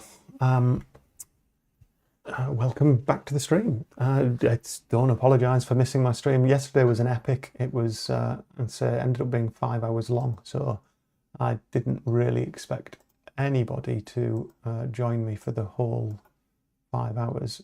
But yeah, loads of stuff got covered. Sorry, it's Chris. It's not Kyle. It's Kyle popped into yesterday's stream. Sorry, Chris. It was he popped in for like 5 minutes just in time for me to make an absolute cock up with something that I was doing. But yeah, yesterday's stream was a bit different, a bit huge. Something's going wrong here. Oh, there we go. Because I was talking and working at the same time. So if you do get a chance, I know you regularly come on, Chris, at the same time as my live streams. There was loads and loads of stuff covered in that live stream. It was a monster, but it set me up, it's moved me forward loads with this. So we're working on the car boot bit. So we're just doing the peeled back carpet, which is obviously the back of his car, Funky Monkeys. And I've just got to be conscious that I'm getting a bit carried away sometimes with these close-up ones. Same as the PC screen, I need to kind of keep it simple. End up doing maybe a little bit too much detail on things. That's why I made the pixels bigger, I think, on the other one. So I might apply the same effect to this and effectively shrink it, then grow it in Sprite, so then all of these little details become chunkier. I'll see how it looks once we get it in. If it's jarring between the look of the other stuff, then I might scale it back a bit. This probably needs some lighting on it as well, but the main thing I want to put under here, so we've got the car jack, there's the object for it, so it definitely looks like it. We maybe want to put just a end of the handle on there, something like that. Yeah, looks all right. And well, I'll leave it as it is. Spare wheel, that's what I was going to put in there. So new layer there, wheel spare.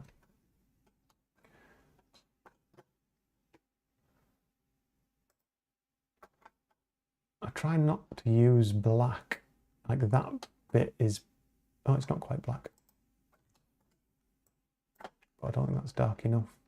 Yeah, I think that bit I've done black. I try not to use black when I'm drawing things, because then you kind of got nowhere to go, but it's all going to be so dark, this one. I think I'm going to have to. Let's draw the circle. So we're just going to see the top of the spare wheel kind of poking out there. And then that bit would be lighter because the light's hitting the top of it. And then the darker bit would be the tread.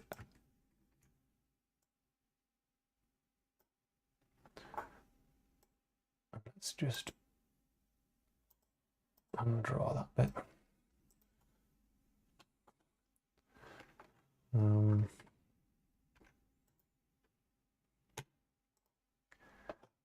So I'm going to copy that. I'm going to shrink it. Oh, what did it do there? Copy, paste, shrink it.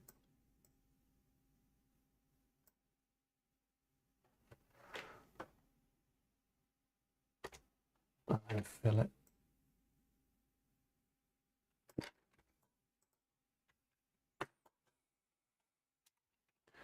And then just add a little bit of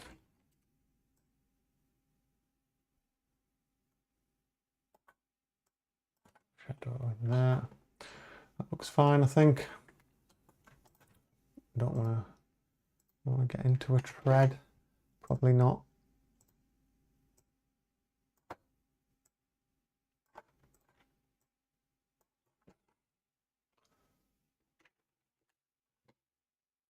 Looks fine like that, I think. Definitely looks like a spare tyre. That's kind of what you'd expect when you peeled that back, I think. Okay, so let's have a think about some other things that Clive would have in here. Oh, one of the things that, yes, I talked about earlier on was the era where everybody had a steering lock, but nobody used it. So Clive would have been one of those people. He'll still have a steering lock, but of course he would use his because he's safety conscious. The fact that he hasn't put it on, maybe we can make a joke of that. So let's have a steering lock in there because it's a kind of running joke. We'll just put the peel back thing on so we don't. I'm thinking when I do that overlay, because this shadow is semi-transparent, we'll put the steering lock here. So even if you peel it back before you pick up the steering lock, it'll look right, effectively. So as long as we don't go past here when we're drawing the steering lock. So close that up. I'm going to put it on a layer between these. Steering lock.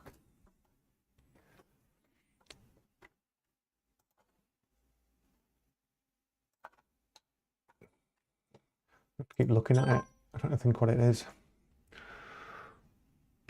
Juan Blatt? Juan Blatt? I don't know if I'm pronouncing that correctly, but hello, welcome to the stream. Thank you for joining us. Tell us a little bit about yourself if you like. Don't have to, But we've got a couple of other people on the stream who are into adventure games, point and click games, maybe thinking about making their own, or have got skills in one or another bit of software and maybe you want to get around to making something. Be good to know what brings you here, good to know who's in the community, and always nice when people drop along to live streams. The reason why I chose a Cavalier, by the way, I think this is purely, my dad used to drive a green Cavalier, not unlike that. Given that I was born in the very late 70s, it would have been like a really nice car at the time. But yeah, that's why I chose Cavalier. It's a sensible old car. Right, I'm meant to be drawing a steering lock, aren't I? Not doing very well here. So, so the peel back bit comes. Oh, I can close the items thing now. I took it off the screen at least. So I kind of want it to be sticking out still when that was peeled back. So that's a rough kind of size of it. I should remind myself how the mechanism used to work. I'll tell you what. Have a look at the steering lock. It's like the old crap ones, these ones. This is the fella with stop written on it. So it's just like a weird bent grey thing. So let's put the hole in it. Looks like Pac-Man. Go a little bit lighter with the top bit. That would be the other way around, wouldn't it? Of course it would. I want the arm to go up there. Egypt. So let's just put a little highlight on the edge of there. This is all going to get cocked up now when I spin it, but so let's just spin that round. Actually, if we just do transform. Nope. I don't know if you're the same with these things, but where have you gone? It's over there. Nope, I don't want that either.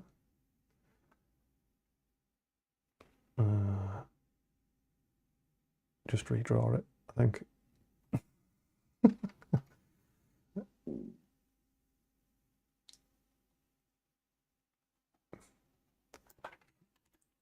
Tell you what happens is if I do something stupid on the stream, by the way, this is for those people who are new this evening, Jetsonic and Juan Blatt. The general way this goes is people watch me about to make a silly mistake and then pipe up in the chat and say, maybe you want to do this instead. And it's like, that's a good idea. So I really appreciate people chiming in with their advice on these things, because sometimes we've had some really good saves from people on the live stream saying, how about this instead, which have saved me from disaster on a few occasions. So I'm just blocking out a rough shape for that. Probably not like that though.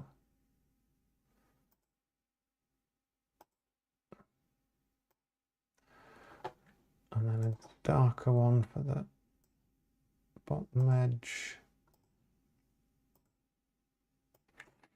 Just tidy up that.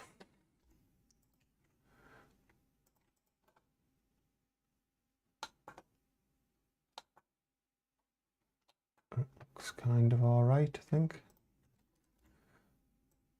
I mean, these are just incidental items that are going to add to what's on in the boot and give me the opportunity for little bits of comedy dialogue and a bit of Clive's character coming out when he talks about these different things. I'm pretty sure there's going to be a statistic about the number of cars stolen with these on. So his decision to cease using it because of some statistic that he read. It's something that's the kind of thing he would do. So yeah, the peel back carpet, we'll go over that because I'm not even sure whether we'll let somebody pick up the steering lock. It's on a separate layer in case they want to, but yeah. Where are you from, Juan? I'm gonna take a random guess and say Portugal or Spain, but you correct me if I'm wrong. I'm just thinking, Juan, I am taking a stab in the dark, perhaps not a good stab in the dark. So I think just because it's funny, they all had stop written on them. I've just about got enough pixels to get some letters out of that. So we'll take that stop. We will bring the opacity right the way down. It kind of looks broken as well, which I like because maybe that's a joke. So I'm giving myself the opportunity for lots of little jokes to do with that. Steering lock. Let's create a new layer under that. Some shadow. And we're just going to give a little bit of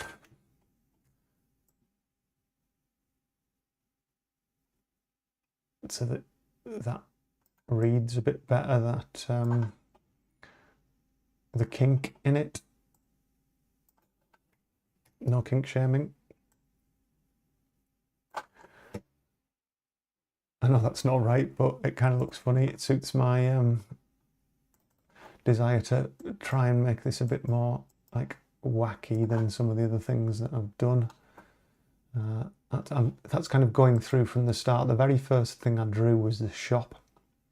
And it started as an idea when I was on holiday last July, thinking, all right, I should make a game about a carpet shop.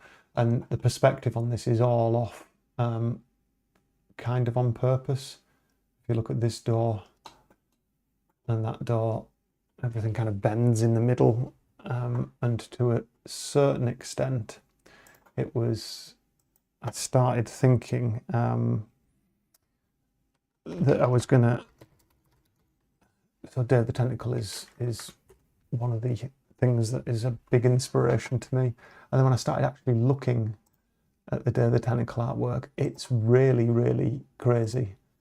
So I was thinking, oh yeah, it's going to be a bit wacky perspectives and things like that. But then when you look at this, it's just beautiful. And I was like, I just can't do that. I can't do that art style. This is some of the remake stuff.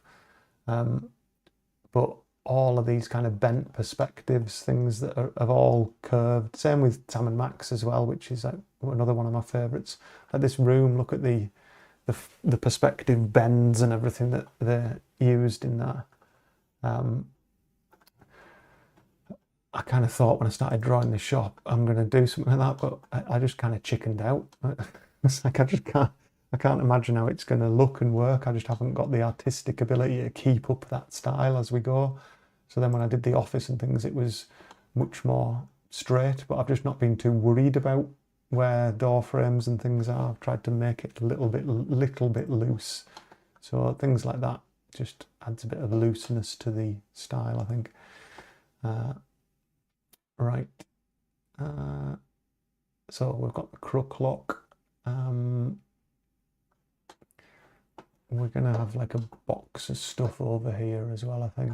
So, oh, I've just noticed the time. It is almost 2 hours, that.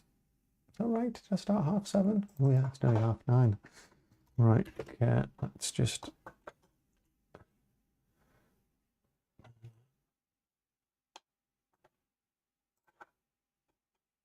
So we've drawn a lot of boxes in this game so far. This is another box of things.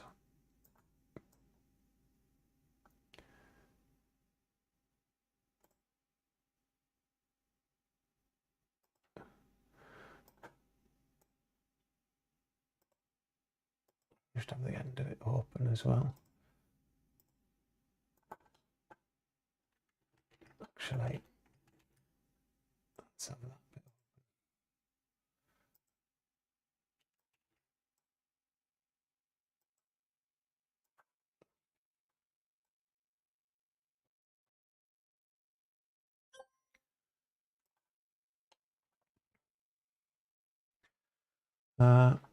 Yeah, did a test in Blender, modelled a basic scene and rendered it with fisheye lens and traced over it, result as some distortion.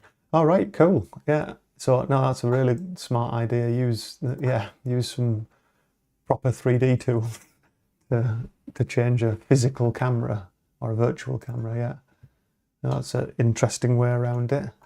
Yeah, that'd be really smart actually.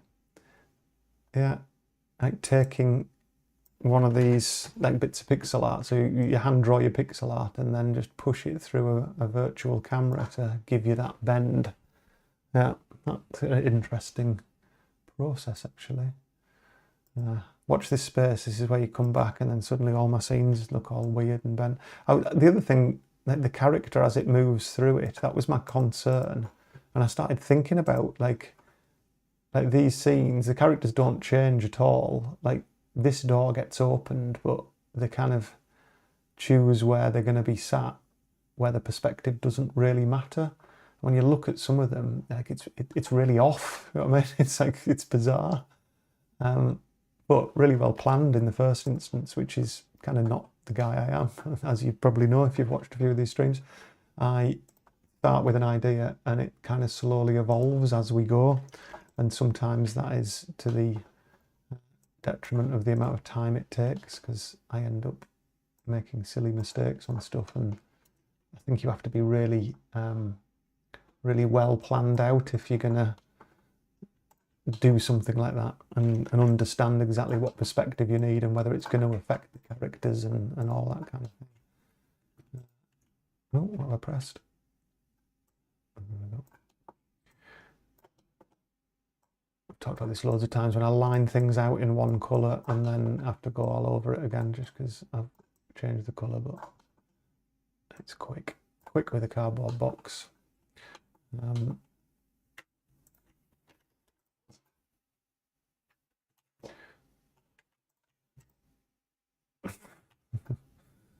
There's going to be a shadow under there as well, but let's just sort that out for now.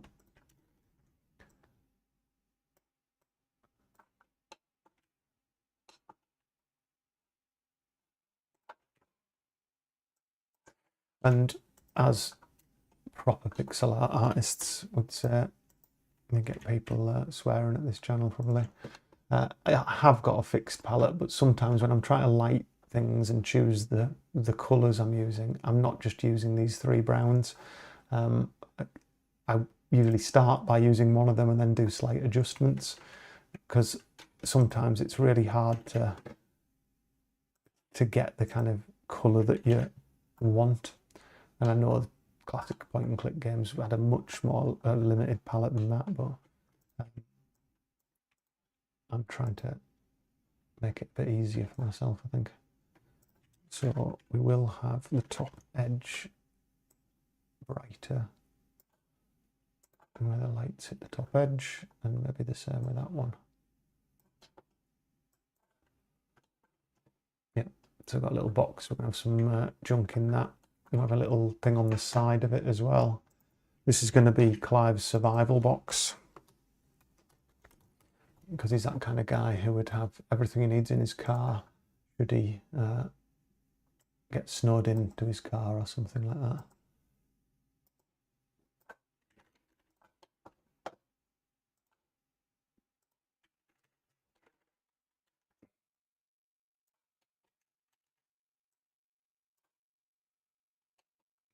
Space to write something on there. I might have some items in that box.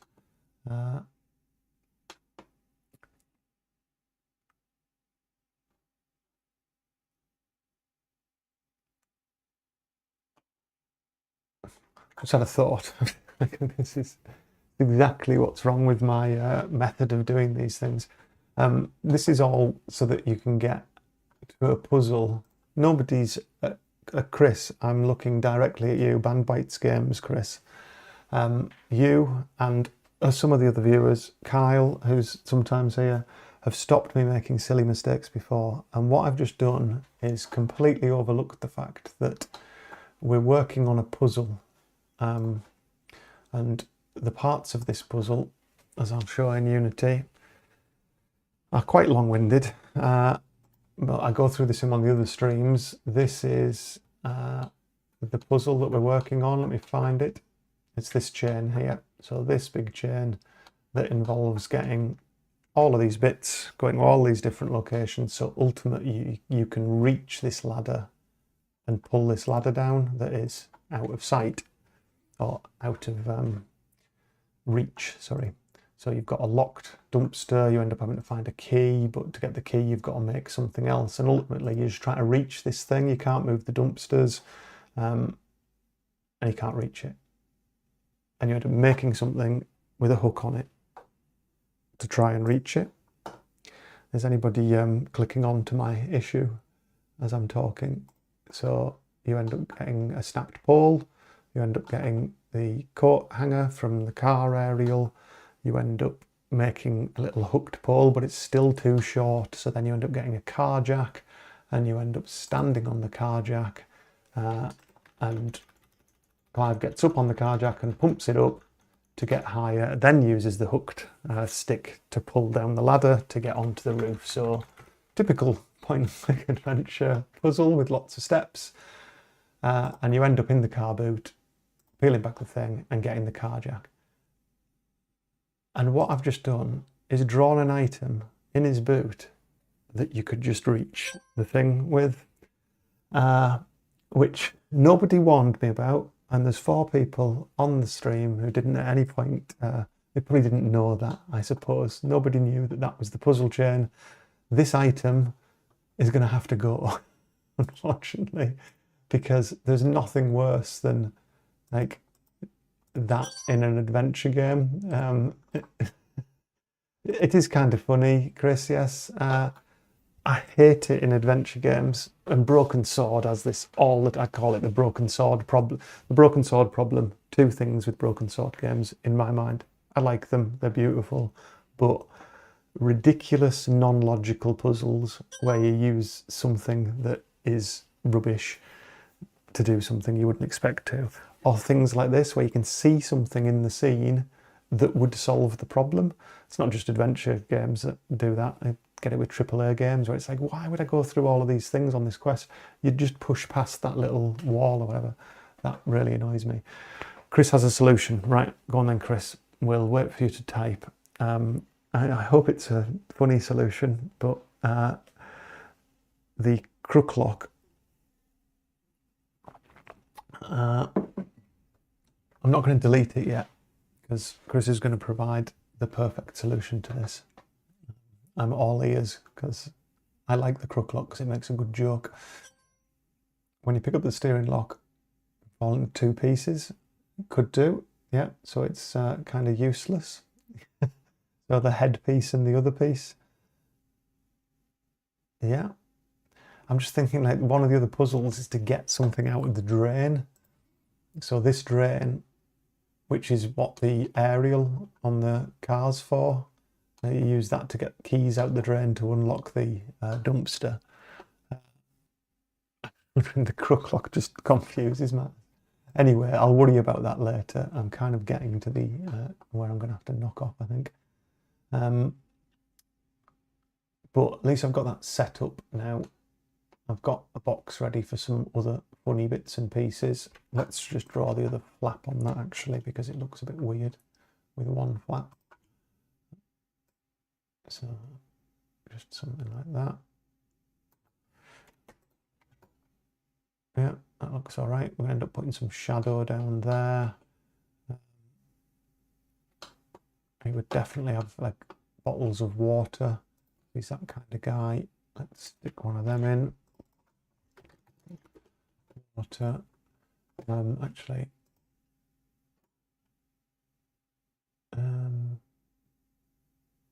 no. I was going to maybe make a joke about his water cooler.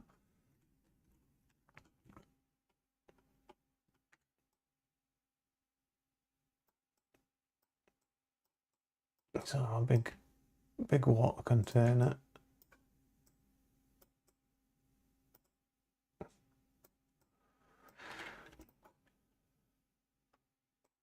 Whoops, the amount of times I do that, I do a fill and then fill the whole screen.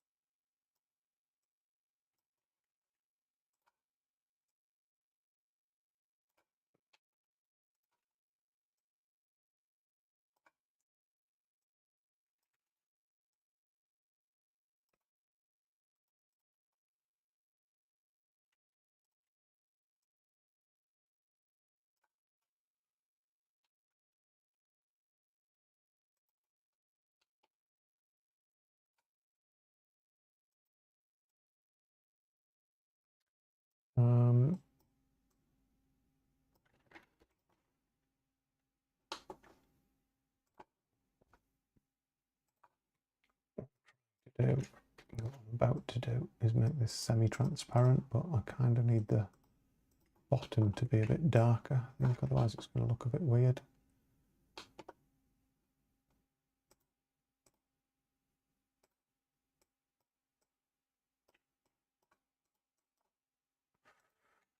Kind of rushing a bit here, I just want to get this bit finished.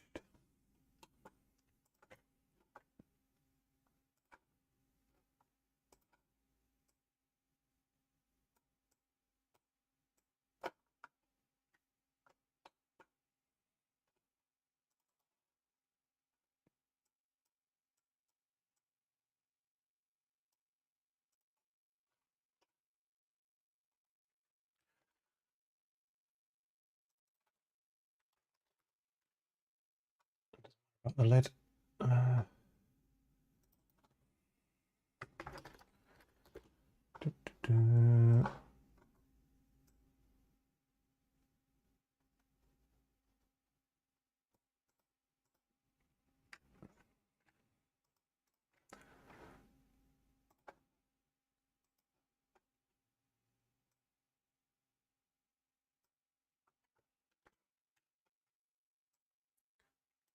Oops. Oh, making a mess of this.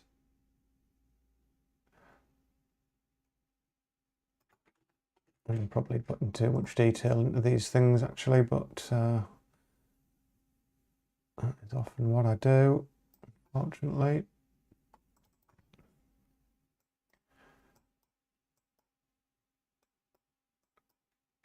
Right, there we go, something like that. It's all too bright really, but we'll end up putting them in a new group.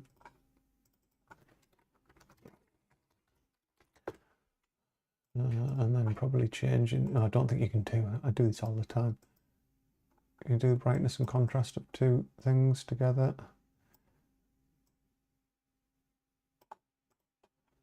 There we go, something a little bit darker. And then yeah, there's going to have to be a load of shadow stuff that's going to fit all over this. So it's going to be like quite a direct, definite shadow across some of these surfaces, which is going to be a problem. I already know. I was thinking of this earlier on the stream. I was like, that's going to cause me a bit of a headache later.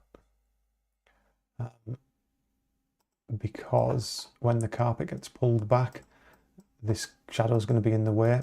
So we need to have two, I think, different versions of this shadow, which again is just loads more work. As usual, might as well rename this Andy Makes a Rod for His Own Back podcasts, live streams where I make a mistake and give myself a load of extra work to do. That's going to have to go behind the boot lip.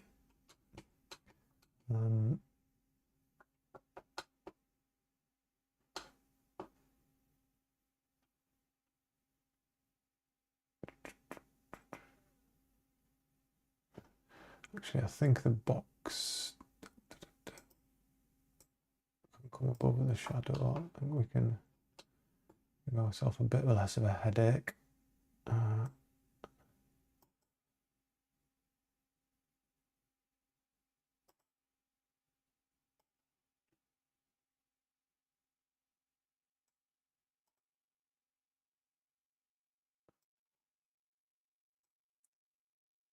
I've just drawn that on the box layer.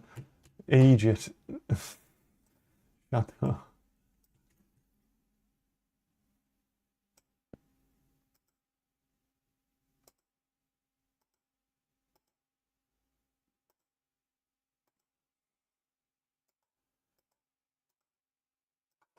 All right.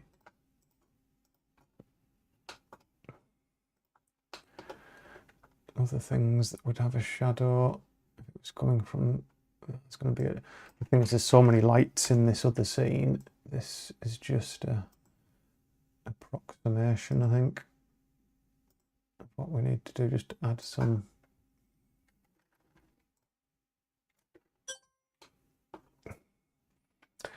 No problem at all, Jetsonic. No worries. Do you know PureRef? It's a great free app for image references. All right, well, I'll have a look at that. Thank you for the tip. I shall check that out next time. Yeah, what will happen if you... I'm going to knock off in the next 10 minutes anyway, but yeah, if people are wanting to watch this back, it will be available as soon as YouTube process it, which sometimes happens straight away, weirdly. Sometimes it takes half an hour. But yeah, I'll go and I'll stick it back on. So you'll be able to watch it from the start. Well, thanks for your input, Jetsonic, and hopefully see you again on another stream. I'm almost done with this stuff here. Oh, so I'm just going to pull back that shadow. Maybe we'll do it in soft light so it just picks out some of the brighter bits. So that's starting to look right. Actually, the peeled back bit looks fine in that shadow. The problem is in Unity, that shadow is not going to be on a separate layer. I can output it on a separate layer, and I might have to in this case. Yeah, that'll be interesting. But we've kind of got what we need there. We're getting close to the junk in the trunk. Let's just maybe, it'd be nice to get this in, a little bit of it in. Shall I have that shadow as a separate layer? So because there's no character sprite, the way that this scene's set up, so all of these, like I've obviously got the third person.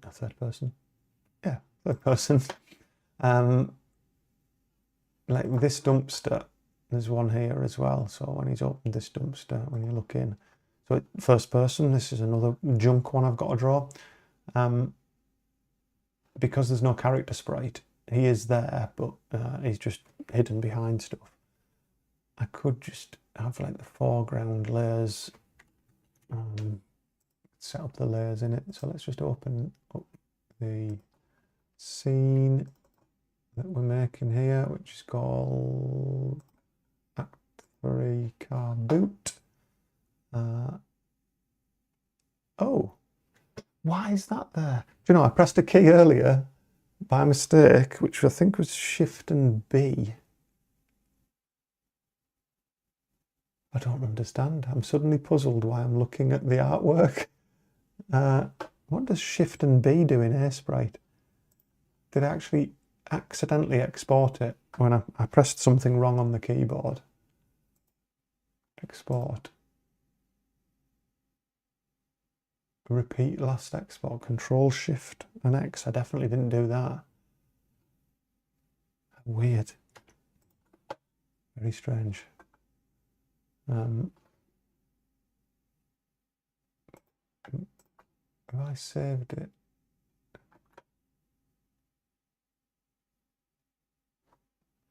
Ooh, right. I think something's gone wrong. this is a PNG, even though it's got all these layers, right? We need to save this. I've pressed a key and it's saved it as a PNG. Act 3. Car boot. Air sprite. Yeah, at some point I've pressed a key and it saved it as a PNG. I did this once before and I had no idea. I lost a load of work because it basically flattened everything. Watch out for that. I don't know what the key is, but I must have flattened it accidentally, not noticed. And it's only then when I've opened Unity and it's there at the point where I'd pressed that key, I wasn't sure what my hand had hit. So it's already done a little, it's like saved it as a PNG at an earlier time. And so if I'd have opened my Air Sprite one, it would have been right back then before that mistake. Watch out for that one. Right, anyway, let's hide that peeled back bit. Let's hide the shadow. But the shadow, it's too late for me to think about this. Kind of don't want the shadow over the box, do we? But the shadow, the box, the boot lip, the boot lid, all of them might be able to, I'm trying to think this through, become a foreground group. Foreground. So all of those things would sit over the top. And actually you can get the lock in there as well. So all of them sit over in the foreground. The problem is the peeled back bit would have to be below. Yeah, I think that's gonna work.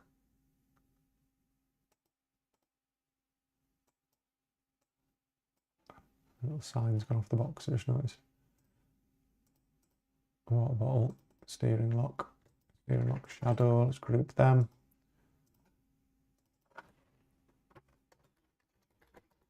Even though I'm probably going to end up deleting it because it's going to spoil the puzzle. Carpet, backdrop. Right. So all these foreground bits, I could export them as one lot. Export all the other bits. So let's do that. Let's just try this out. I'm intrigued. So file, export as,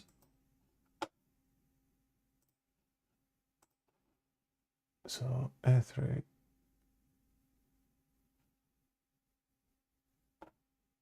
Hang on, I'm in the wrong place, it's fine. So my sprites, I want to go to my sprites, rooms, Act 3, car boot. Oh yeah, I know what I've done. I've saved the Air Sprite into my Unity thing. That's bad messing about. So car boot, foreground, car boot, foreground. Save, export. Turn that off. And then let's just put all these together. I know there might be separate items, but just because I don't like that. Let's just fill that in.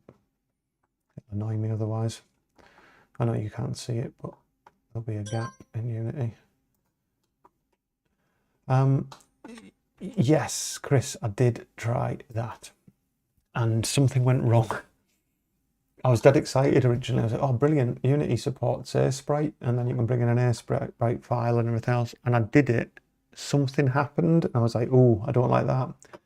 I can't remember what it was, but yeah, it kind of worried me. I was like, I don't fully trust that that's doing it correctly. And if I do them all like that, I might have to undo them. So I decided against it. But if it's working, then it was a good idea. Definitely. I'll have another go of it at some point. I'll try and like off stream, I'll try and work out what it was that was worrying me. But yeah, I was quite excited when heard about it. So car boot, backdrop, save, yes, export. So we should now have that as the backdrop. And then we're going to have the foreground that we've exported as a separate thing, and we're peeled back as a separate thing. So I just export peeled back, file, export as. I know I said I was going to finish in a minute, but I have a thing about on the live stream, people join at different times, and if you do watch back, then fantastic. Really appreciate if you watch a full live stream. It does wonders for the algorithm. It gives you much better ratings. It puts your stuff out in front of other people if people watch a whole thing. So if I've been doing a bit of pixel art and you've joined halfway through, quite a lot of time people who are into games are like, oh, I want to see how it comes in and how it looks when it's in. And I was meant to finish 15 minutes ago. I just want to get to the end of that process so you can see why I did this as a separate overlay and why I've been worrying about the foreground and where it sits. So, oh no, I don't want to do that. Pay attention. This is car boot, peel back. I've thought of a problem actually. Just export that. So this car jack needs to be hidden because it's an object that we pick up. So hide that, export it again, export, repeat last export. Oh, don't do that. God, file. I'm going to write this. I'm rushing now. File, export, as, car boot peel back, export. Yes, overwrite that. And then what I need to do is do a separate export of the car jack. But what I did is I tucked it under here. If I click on the car jack and zoom in, grab it. Oh, why can't I move it? Oh, because I locked that. So this car jack, I didn't like that kind of ugly edge, so I just hid it under the carpet like that. I realised there's a little black line there as well. It's annoying. So I want to just marquee select out that bit and cut it off, and you'll see why. Oh, it's this weird marquee select tool, isn't it? I really don't like this in Airsprite. You've got to click and then drag, and then click and then drag. It's the weirdest selection tool I've ever seen. So what I'm doing here, hide all of that. I'm just trimming off this bit I don't like. So I'm going to do select, inverse, and then press delete. So it just trims that off, and I can line it up really nicely with the peeled back bit. It's going to have to come out of there to be exported. Is it? Can I hide that, and just export that? Let's find out. Let's just see if it's in the right place. Under carpet. Yeah, looks fine. It's got a little bit of something on it, but I'm not bothered. So I want to export that as the car jack file because it's going to get picked up, it's going to disappear. Export as car boot, car jack, save, export. Right, save that, turn them back on actually. So I wonder what's going on otherwise. Save, over to Unity, into where I've just been putting them in my sprites rooms, Act 3, car boot. So, oh, there's a lot of folders open there that are annoying me. So, car boot, car jack, foreground, peel back, all rhymes. We want to use my single preset. That makes sure that we're not using any filtering, so that we maintain our pixel art style. So all of those, we want the foreground, and drag it into there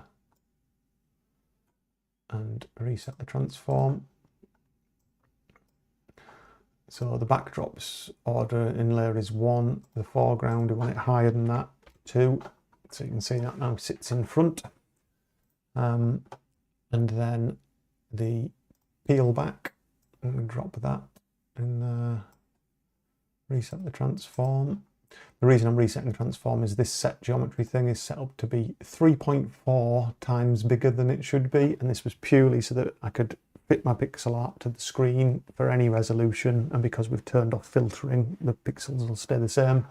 It was just getting the scaling right. It was a weird number when I first did it, and I'm stuck with that fact now, so no problem though. So the peel back bit, that is going to be on layer 2. The foreground needs to go to layer 3. So cheers, Chris. If you're watching my stream from yesterday, good luck. It is really good. There's loads of stuff in it, but it's 5 hours long. We'd really appreciate it if someone watches it all the way through. But yes, thanks for that. Have a look at that big, long, super Saturday 5-hour stream. So we've got them in. Thanks, Chris. Good night. See you again soon, hopefully. We just need the car jack in. Last of all, pull that into there. And you can see I've made the mistake every time. The car jack goes on top of peel back, needs to be reset. So you can just number these. We'll put that at 10, so it's right at the top. The car jack goes behind it, but in front of the peel back. So the backdrop's at 1, peel back's at 2, car jack is at 3, the foreground is at 4. So I've got all the items there in, but it means that the car jack itself can be picked up. So when someone picks it up, it disappears from the scene. The peel back bit will be hidden, and the car jack will get hidden at the same time. So that's before you peel it back. So you'll be able to peel it back and turn that on at the same time. Turn that off when it's picked up. The shadow still looks fine there. And if I decide that the stop lock can be picked up, then I'll put that on a separate layer as well and work around it in a similar way. Okay, thank you very much for joining. A special thanks and shout out to Jets Phonic, Juan Blatt, who are new to the channel, or certainly new to the live streams. If you haven't already, please do subscribe. Stick a like on some of the other videos, and especially if you're watching one of the other videos and you've got any questions, please pop them in the comments. Comments really help the channel. YouTube algorithm likes comments on videos and likes videos fully watched end to end. So even if you go and decide to make a lunch, just leave one of my live streams on and let it play for 2 hours, and that'll be a thumbs up from me. So yeah, hugely appreciate people dropping into these streams. All the feedback in the chat, all really great.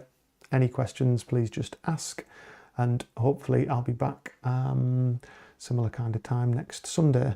I am, as I said at the start of the stream, about 6 months into this game now, and there's an awful lot done, so I'm going to try and do a 6-month review before the end of February, edit that up as a nice little video. And as I said earlier, the tutorials take a bit longer to edit and make, but if you've got specific tutorials you'd like to hear, then yeah, again, comment on one of the videos, ask for a particular tutorial, I'll try and sort that out. So thank you very much, good night, and I will hopefully see you all again soon. Cheers, bye.